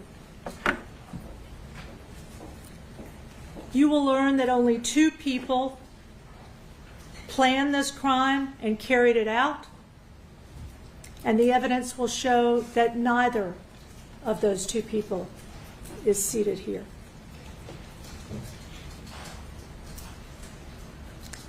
And you will learn that only 2 people have already entered a plea for the murder of Fabio Sementilli and admitted their guilt. One who has already been sentenced to life without the possibility of parole. They will be in a cage for the rest of their life. No deal to be made. No incentive or benefit to lie. And you will also hear from a man who has every incentive to lie and every benefit to try to save his own life. One of those men, Robert Baker, on the left, is the man who is going to be in a cage for the rest of his life, who's going to get on this stand without any incentive or gain or motive or anything that will be leniency to him or that will help him to get on this stand and tell the truth and admit that Monica Sementilli had nothing to do with his decision to murder her husband. And then you will hear from the other man, Christopher Austin, who has also admitted he murdered. He took a knife and put it in the neck of Fabio Sementilli, that he killed Fabio Sementilli. But you will learn he is the one that has asked for a deal. And how do we know who's telling the truth or lying?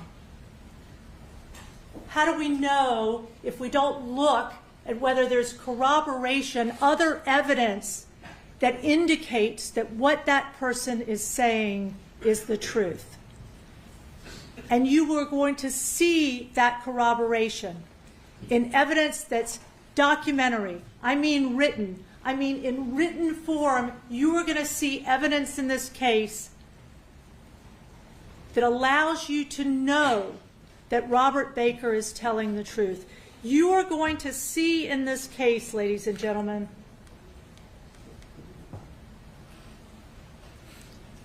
a communication by Robert Baker one day after Fabio Sementilli was killed. January 24th at 2:05, Robert Baker sends a text that he's later deleted. And that text is to Monica Sementilli, and that text is a condolence text to Monica Sementilli telling her, "I'm so sorry." If Monica Sementilli is the criminal mastermind the prosecution would like you to believe she is, why on earth would her co-conspirator, the man she supposedly had commit this murder, send her a text apologizing, saying he was sorry for what grief she's going through, that he's so sorry? Why would he do that? You are also going to see that after Robert Baker was arrested for this murder, after he was in custody, and many years after he was in custody, he is continuing to maintain his innocence, desperately trying in jail to convince Monica that he's innocent, to keep her in his control, to keep her in his purview. And you will hear indisputable evidence that Robert Baker, shortly after he finally confesses to having killed her husband, confesses to the crime and has been sentenced in July for life without parole. In jail, Robert Baker writes a letter to Monica Sementilli. And Robert Baker, in that letter, tells Monica Sementilli that he killed her husband in an accident, that he'd gone over to her home to drop off some kind of love note. And he wanted to tell her how sorry he was that it had gone out of control, and that he had somehow accidentally killed Fabio. And he writes Monica this letter and tries to get this letter delivered to Monica, saying that he's sorry that he accidentally killed her husband. Why?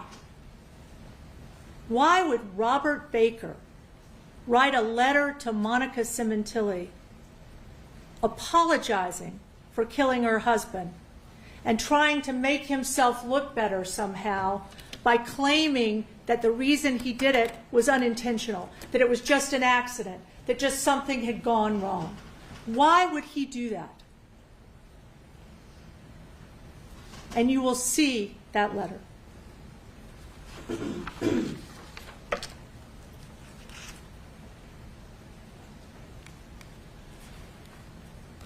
And that brings us to the other killer, who the prosecution is going to ask you to believe when this man who has admitted he committed this murder as well is going to get on that stand and claim that Monica Sementilli somehow knew and somehow planned. He's not going to ever testify once that Monica Sementilli ever said a word to him about wanting her husband dead. He's not going to testify once that Monica Sementilli somehow plotted or wrote to him or indicated to him that she wanted her husband dead. What he's going to claim instead is that he understood that from Robert Baker when he agreed, he says, to kill Fabio Sementilli, and did so. You are going to learn, ladies and gentlemen, that Chris Austin is going to testify like he is, not because he saw anything Monica did that was wrongful, or heard anything from her that was wrongful, not because she ever told him, not because she spoke to him, not because he ever overheard her say anything.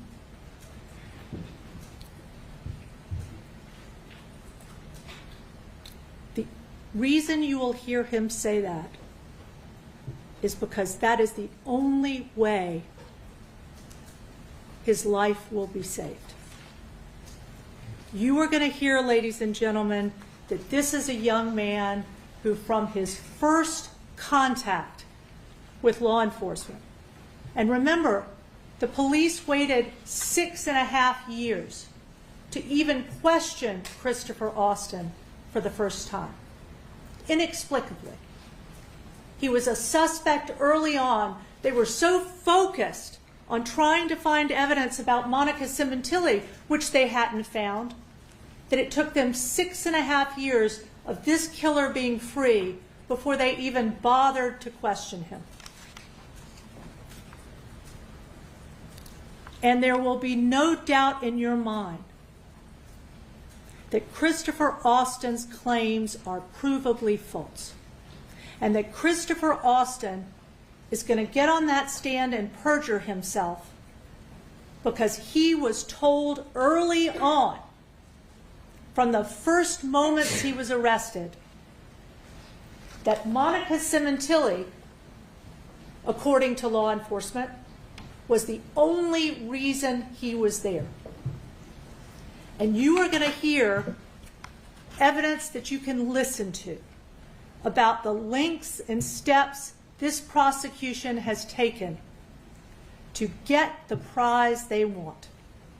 And you are going to hear, nobody's going to be interpreting it, you are going to hear yourself the things that were said to Christopher Austin before he ever implicated Monica Sementilli.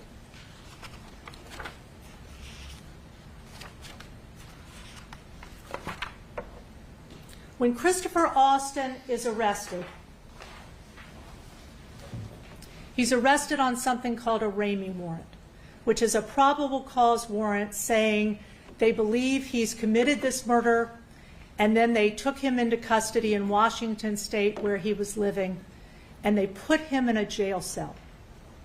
And they had a law officer, a peace officer, a detective, come in and let him know why he was there. And let him know that other people in the case, Robert Baker and Monica Sementilli, that Monica Sementilli was about to start trial in her case.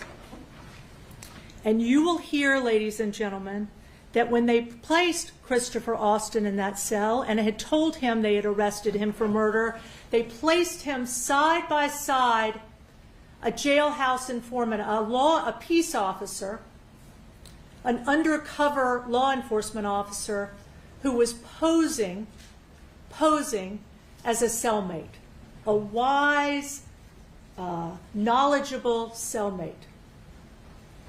And you will hear that when they did that, when they placed Christopher Austin in that cell, that undercover agent proceeded to tell Chris Austin exactly what could get him home.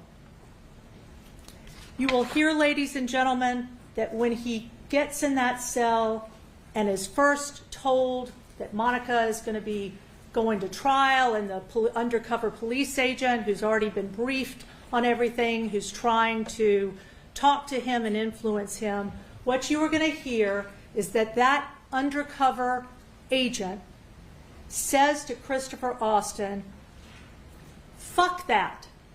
Fuck that. Fuck her life. It's her life or your life. The agent tells Chris Austin, first one to tell, first one out of jail. He tells Chris Austin, if they can get that Maine, they want that big fish. If they can get that Maine motherfucker, they ain't giving a fuck about you. That police agent tells Chris Austin, of course you're going to have to switch your story up a bit. Of course you're going to have to switch your story up a bit. And ladies and gentlemen, what you will learn is that the story Chris Austin needs to switch is that when they first arrest Austin and ask him about Monica Sementilli, he says he doesn't even really know her. He says nothing about implicating her in a conspiracy to murder, or that there's anything he knows she said or done, or any way she's acted that is evidence she was involved in this whatsoever. It is the police agent who you will learn tells Chris Austin, before he ever comes up with a story saying, oh yeah, I know she's involved, I know she's involved, who says to Chris Austin, you've got two jobs you can do. You can do the job that's going to get you home, or you do the job that's going to get you gone. And gone is prison for the rest of his life. After he's been sort of stewed and simmered by this police agent talking to him, that's when the police try to interview him again. And Chris Austin says in that interview, I'm not going to lie to you. I'm looking for some kind of deal, some type of deal to go home to my girls, his wife and his young daughter. Chris Austin in that interview says, like, I don't know what to do, but if you need me to do something so I can go home to my girls, whatever you need, I'm being accused of, I need to get home to my girls. That's what Chris Austin says. And what does Chris Austin do? he gives the prosecution in this case exactly what they need. He gives them exactly what he knows and learns they need. He gives them that big fish. He gives them the claim that Monica Sementilli was involved in this murder, when he knows she wasn't. Whatever you need, he says. I need to get home to my girls. Agent telling him, you need to switch up your story, because it's not going to be enough for him not to know Monica Sementilli and not to have indicated in any way that she was involved.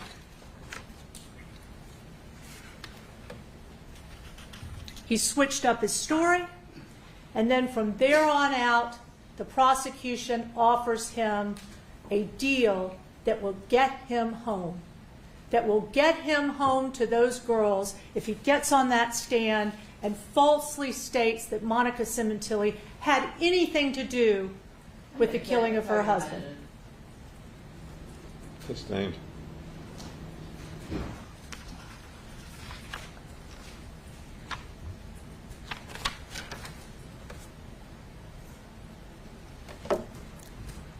Austin's incentive, his direct motive to come in here and lie in order to be able to go home to his family instead of spending the rest of his life in prison, is exactly what will tell you who's lying and who's telling the truth. You will hear his false story, which will make no sense to you. And we will go into that in detail when he tells it, because he tells so many different stories. He tells the police at first, when he's trying to cut his deal, he tells them that he and Baker went to the house just to rough up Fabio, saying that there was some kind of abuse in the home and that he was going there to just rough him up. And then he tells the police, well, I didn't know anything about insurance, but I found out on the day of there was some kind of insurance involved. But he also tells the police he wasn't initially offered anything, and he was kind of upset about that. He tells the police agent that he didn't have any benefit. Then he says first that he flew into LA not even believing that he was going to commit a murder, that he was flying in for his birthday. And then he tells them a better story, that Baker got him to fly in for the murder. Testing the waters, changing his story every time to be more and more and more what he knows the prosecution wants him to say. And by the time he comes to LA, and by the time he sits down with the prosecutors in LA and gives what Ms. Silverman called a proffer, the story has completely changed to get him what he desperately needs, even if that means falsely testifying against Monica Sementilli.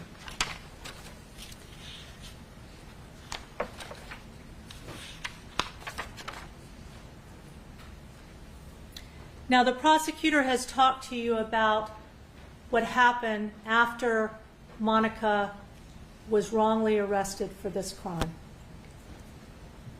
And they've talked to you about recordings and statements she supposedly made. But I want to make sure you all scrutinize carefully. We want you to scrutinize the evidence you will see carefully, because what you will see from that evidence, what it will show you, is that when Monica Sementilli was arrested for this crime, consistently and uniformly, she denied that she had anything to do with this offense. You will not hear one recorded statement. I think the prosecutor told you that there were times that she was recorded. She didn't know she was recorded. She didn't think she was recorded. There were these phone calls, some of which were recorded, that she thought that nobody would hear. Not in any of those communications will you hear Monica Sementilli ever indicate that she was a participant in this crime. You will also know that Robert Baker, from the moment they were arrested, did everything in his power to convince desperately Monica that he was innocent. He was so manipulative and controlling. You will hear in the fuller playing of the tapes, not these cherry-picked snippets, but the full tapes you will hear, the context and understanding of what Robert Baker was doing. Desperate to convince Monica, one, that he had had nothing to do with this offense. And desperate, even though he was trying to tell her he had nothing to do with the offense, that somehow it was completely a mistake that she was there also. She was only there because of him, his criminal past, and this wacky, wacky thing that they'd found his blood in the Fabio Sementilli home. And yet, as many times as he tried to come up with stories and had convinced her that they had played racquetball together and that blood that had gotten on her shoes was somehow explained the blood in her house, and he worked and worked and worked to try to desperately convince her, you will learn, that he was innocent. There is nothing that Monica Sementilli says that indicates in any way she was doing anything but desperately trying to find out what this evidence was, why they were there, why they were arrested, and how could it be that she was in custody.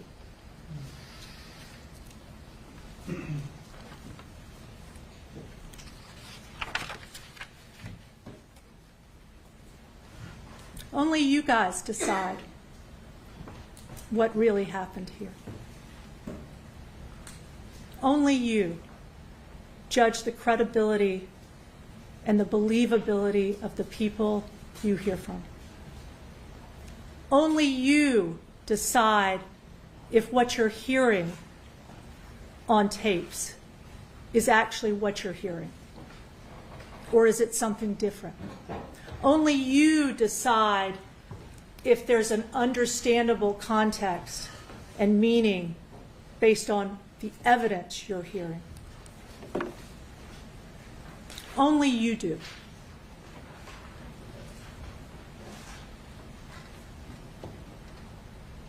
The stakes here couldn't be any greater.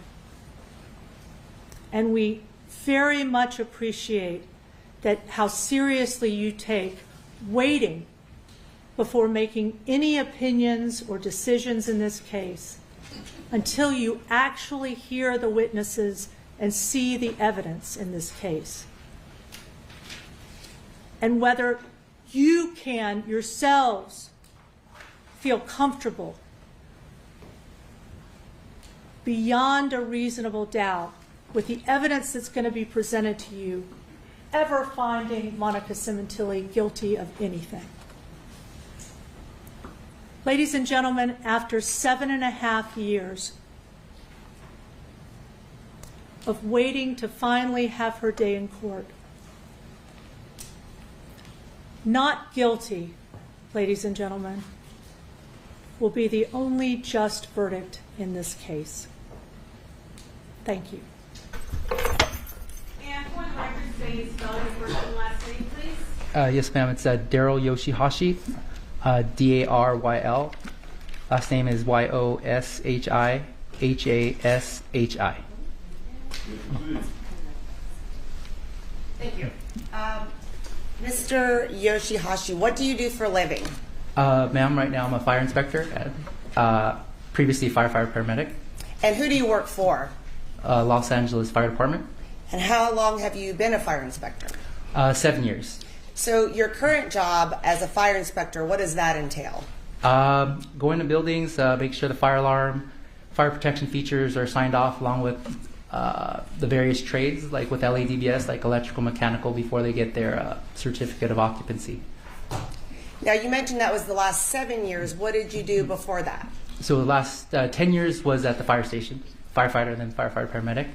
And can you explain then when you said firefighter and a fire paramedic, what does that mean? I guess, fire and EMS in LA City, we have to do both. So we're either running medical calls or fire-related incidents, and so we have to be able to do both. So we have to hold, yeah. And back in January of 2017, then were you employed as such with LA Fire Department as both a fireman and a paramedic? Yes, ma'am. So, okay, sorry. So when you went to scenes, then what was your primary duties? Pretty much abate the emergency, whatever it was. I would say keeping the members of our crew safe and as well as ourselves, and then also if those medical calls, making sure that we got the patients, addressed their medical concerns, got them to the appropriate medical facility. I would say that was most of it. A lot of taking care of families, making sure everybody was taken care of there in terms of that, and I would say in terms of fires, make sure it was put out, overhauled, make sure we didn't miss anything so that we didn't have any rekindles. And just a lot of stuff back at the fire station was just making sure we took care of everything around the station, fire prevention, anything we needed to do around the community. Okay. Hopefully that answers it. Yeah, you did. It's a lot. Now, as far as a paramedic, then, were you trained in life-saving measures? Yes. Can you explain your background, training, and experience that qualified you for that position, specifically back in January of 2017 as a firefighter as well as a paramedic? Yes, ma'am. So I guess coming onto the job, we had to be EMTs, so more basic level of care, taking blood pressures, bandaging, CPR, those kind of things. But it is an option for us to go to paramedic school if we weren't already paramedics. So I guess our scope within LA County, we're overseen by a medical director, and kind of expands. So we can now, as far as doing EKGs, starting IVs, giving various drugs for various medical conditions. So for us, not only just running calls, but every 2 years we have to get recertified, go through recertification training, 48 hours of continuing education training to just kind of keep up with our skills, in addition to running drills at the station or on scene, just in real life, I guess. So thank you. Yeah. That's good. Thank you. On January 23rd of 2017, around 5:06 in the evening, were you notified to respond to a location specifically at 5012 Queen Victoria in Woodland Hills, which is the county of Los Angeles? Yes. Yes, ma'am. Can you explain how you're dispatched to a location? Yes, ma'am. So we get that comes through our station alert alarm system. That call basically goes to our dispatch center, and then we get dispatched from the station, or if we're out and about training or something like that, we get it on our computer screen on the MDT, which is in our rigs, and then also on the radio. But in that case, we were dispatched from the fire station, and then that's probably all information that's given, that's filtered through our dispatch and whoever's handling that call, and what I guess they see, what level of care, what fire resource they need to send based off what's happening, I guess, on the dispatch side. Ultimately, then, did you review and hear whether subsequently the 911 call that was initiated, which sent you to that location? Not the all the information, I guess. Yes, from what. Okay. If I may mark as People's One, it is a 3-page document. It's a transcript of a 911 call with the accompanying CD. I don't know if you want it as People's 1 and 2 or A and B. Your choice. Anything? Make it 1 and 2. Clerk? Okay. People's 1 will be the transcript. People's 2 can be the accompanying CD. May I pass the transcripts out? Very well. Ladies and gentlemen, the transcript that's going to be given to you is not the evidence. It is the call itself that is the evidence. The transcript is just to assist you in listening to the call. At the end of the call, counsel, please retrieve People's 1.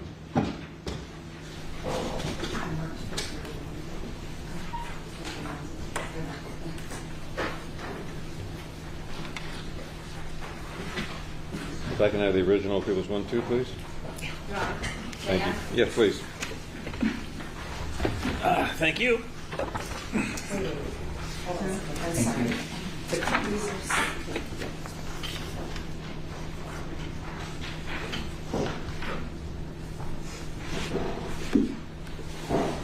And then I'll, with the court's permission, I'll play the call. Thank you.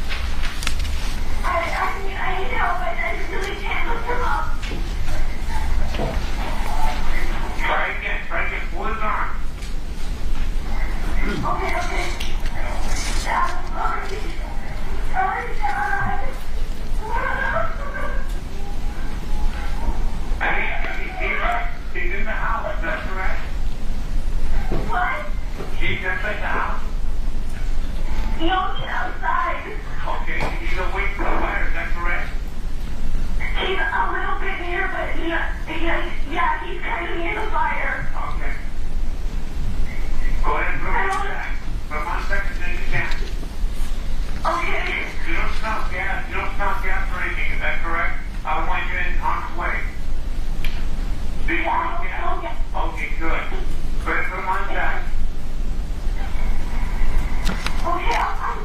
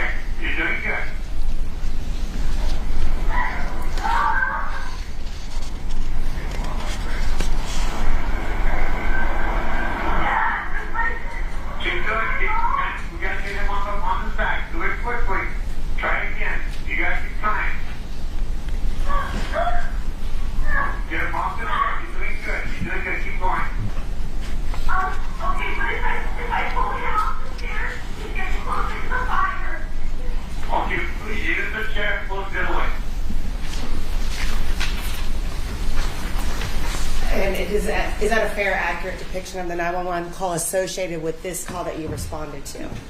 Yes, ma'am. Sounds. I'm sorry? Please retrieve the transcripts.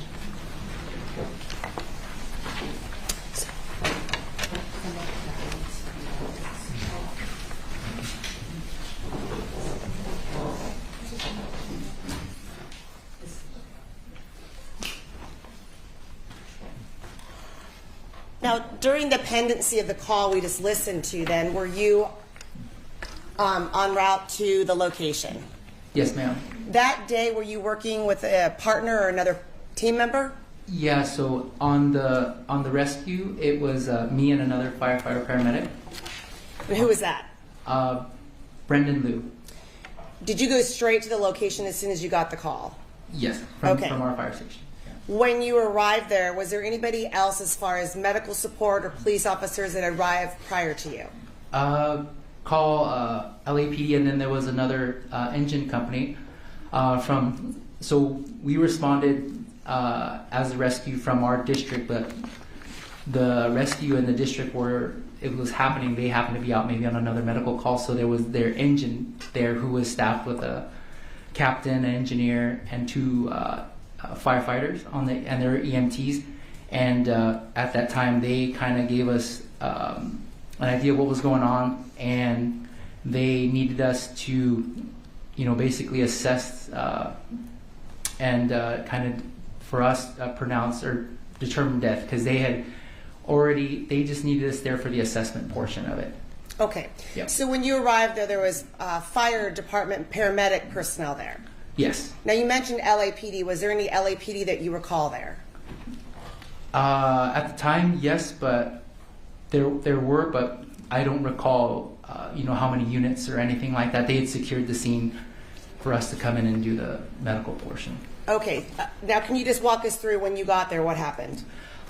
So when we got there, we got our medical equipment out, and then we met with the captain, who kind of there was another paramedic engine there, I should say, and that medic said basically, that the victim had penetrating trauma, and then so he needed us to hook our life pack up to run through a couple tests to basically determine that the victim wasn't going to be resuscitated on the field, which we proceeded to do. So we used our medical equipment. We checked for what we do in LA County. It's reference 814. So there are certain times when we will not work up victims, like if there are obvious signs of death, like crush, or if they're decapitated, things along that line. But for the victim, it was that he had a massive laceration and penetrating trauma to him, and then he was basically asystolic on the monitor, so he was flatlined. We listened to his lung sounds, we listened to his heart, everything was coming back negative, so we were able to basically pronounce him, dead at that time. At that time? Yes. Can you describe, in a moment I'll get to a couple photos, can you describe then, did you enter the house through the front door or side door? How did you enter the house? We went through the garage, I believe through the kitchen, and out to the back patio area. Was there anything in particular you noticed on your route from the garage through the kitchen to the back patio? Dark. It was dark at the time. The fireplace was still on. And then when we got there, obviously, large amounts of blood in the back patio area. When you say the fireplace was on, was that inside the house? Outside, I think it was a pool area, back patio pool area. Okay, was it like a fire pit? Fire pit, excuse okay. me. I'm going to show you, if I may, Marcus, Peoples 2, a photograph, back patio of the individual lying over a chair. People's 3? 3, sorry. So, Mark? People's 3 up on the screen. Does this appear to be the scene that you witnessed as you arrived there? Yes, ma'am. That would be it. And if I may, Marcus, People's 4, a closer version of People's 3? Yes. People's 4. Again, is that an accurate depiction of how the scene appeared as you got there? Yes, ma'am. I mean, Marcus Peoples 5, a different angle which shows the person on the chair with what appears to be a phone next to him. You may. Peoples 5, same thing, from a different angle. Is that the scene as you saw it? Yes.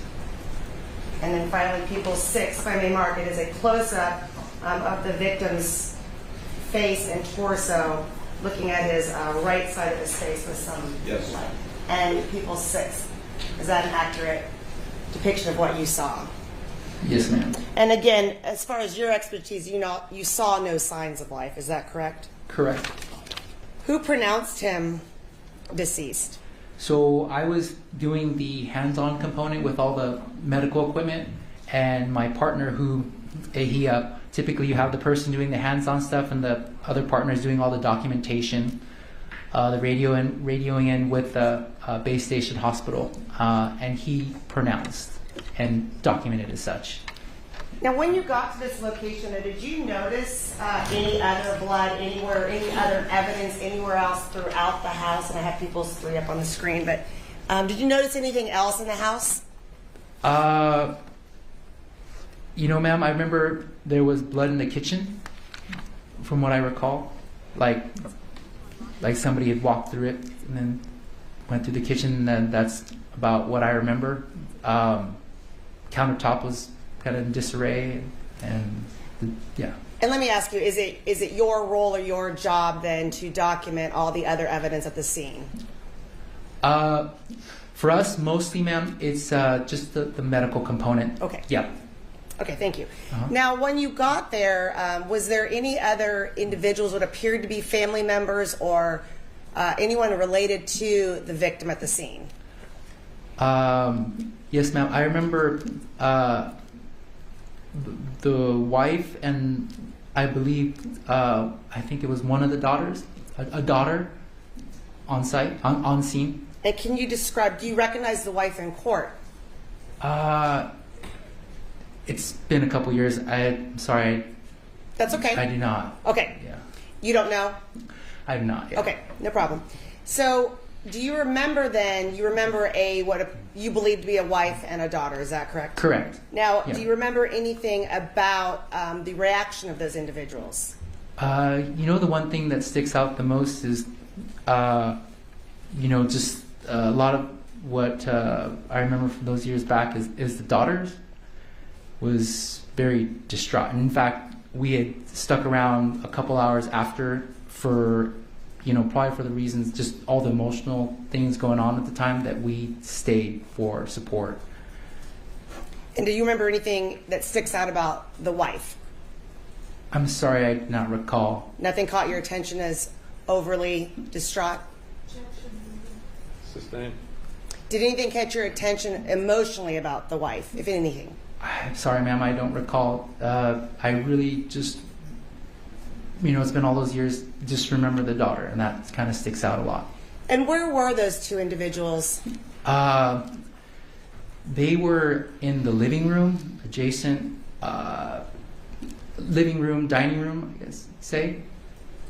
And do you know what they were doing? No. Okay. So you stayed there for about a couple hours after, correct? Yes, ma'am. And then why did you stay for a couple hours? We were just told, I want to say it was by our supervisor, the captain of the engine, to stay, just in case the family members needed to, just because of the emotional times, there for support, for grieving, and then also if anybody addition needed to be transported to the hospital. So we stayed in the rescue, finished up our paperwork. I got everything set for our next call and stayed there. Okay, thank you. I have no more questions. Commissioner Cross. Thank you, Your Honor. One moment. I'm going to see you at sidebar.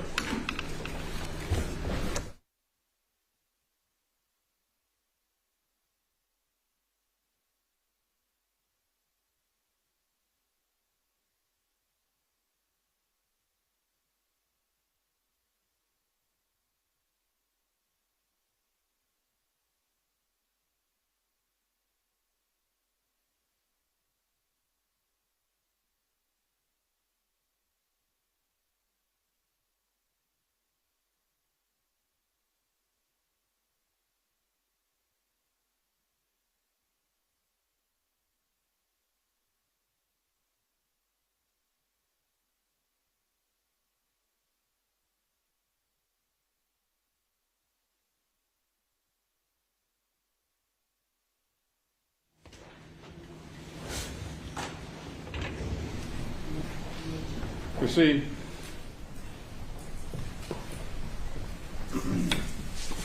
Thank you, Your Honor. Is paramedic Hayashi, is that how you...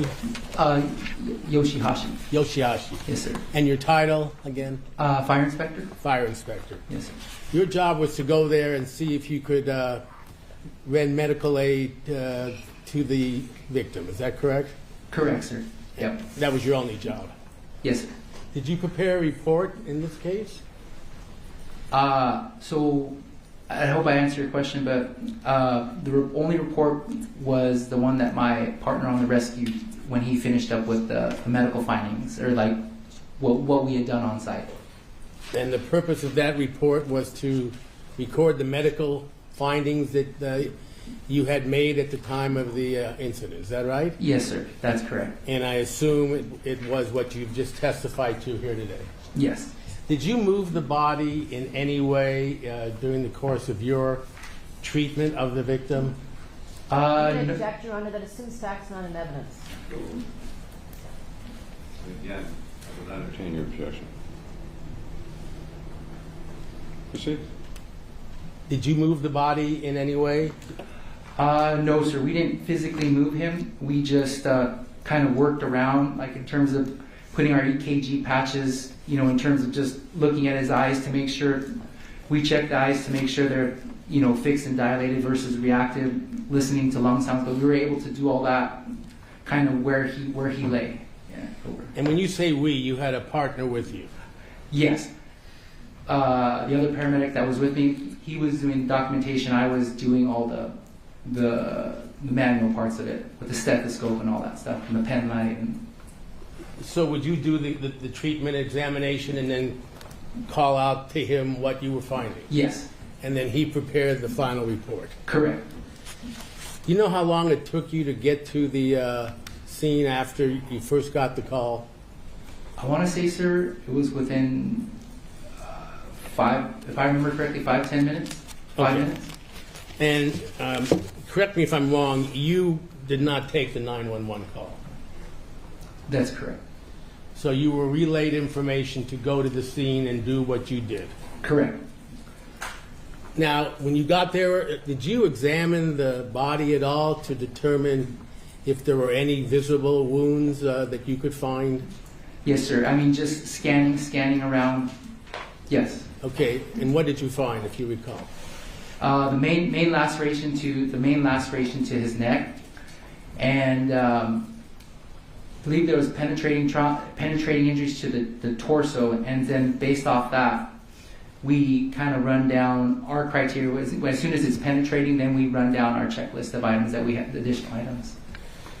Was there anyone from the police department there at the time you were conducting your examination? They were on site, but no, they left us to do our medical, our job basically at the time. So as far as taking photographs or examining the scene for evidence, you had no role in that? Yes, sir. Correct. Is that correct? That's correct. And you didn't see anyone at that time from the police department examining the scene? No, sir. Not at the time. And you said you saw a couple of civilians there, is that right? Family members? Yes. I believe the daughter, yeah. And they were, when we were doing our thing, they were in the living room area, I believe. Were they accompanied or within the presence of officers? Yes. Did you prepare any report as to anything they said or did or their physical appearance or attitude? No. Okay. Everything you're testifying to is from your memory, is that correct? That's correct. You can't say, as you sit here right now, even if you recognize the wife?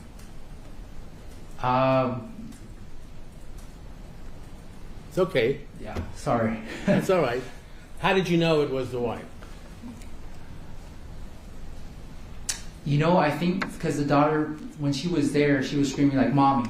So, I was just, yeah. So, Dan, I have to interrupt you. We're going to have to take our adjournment at this time. Ladies and gentlemen, we're going to be in adjournment until tomorrow at 9 o'clock. As usual, the admonition applies not to discuss this case among yourselves with anyone else or form or express any opinion until the cause is finally submitted to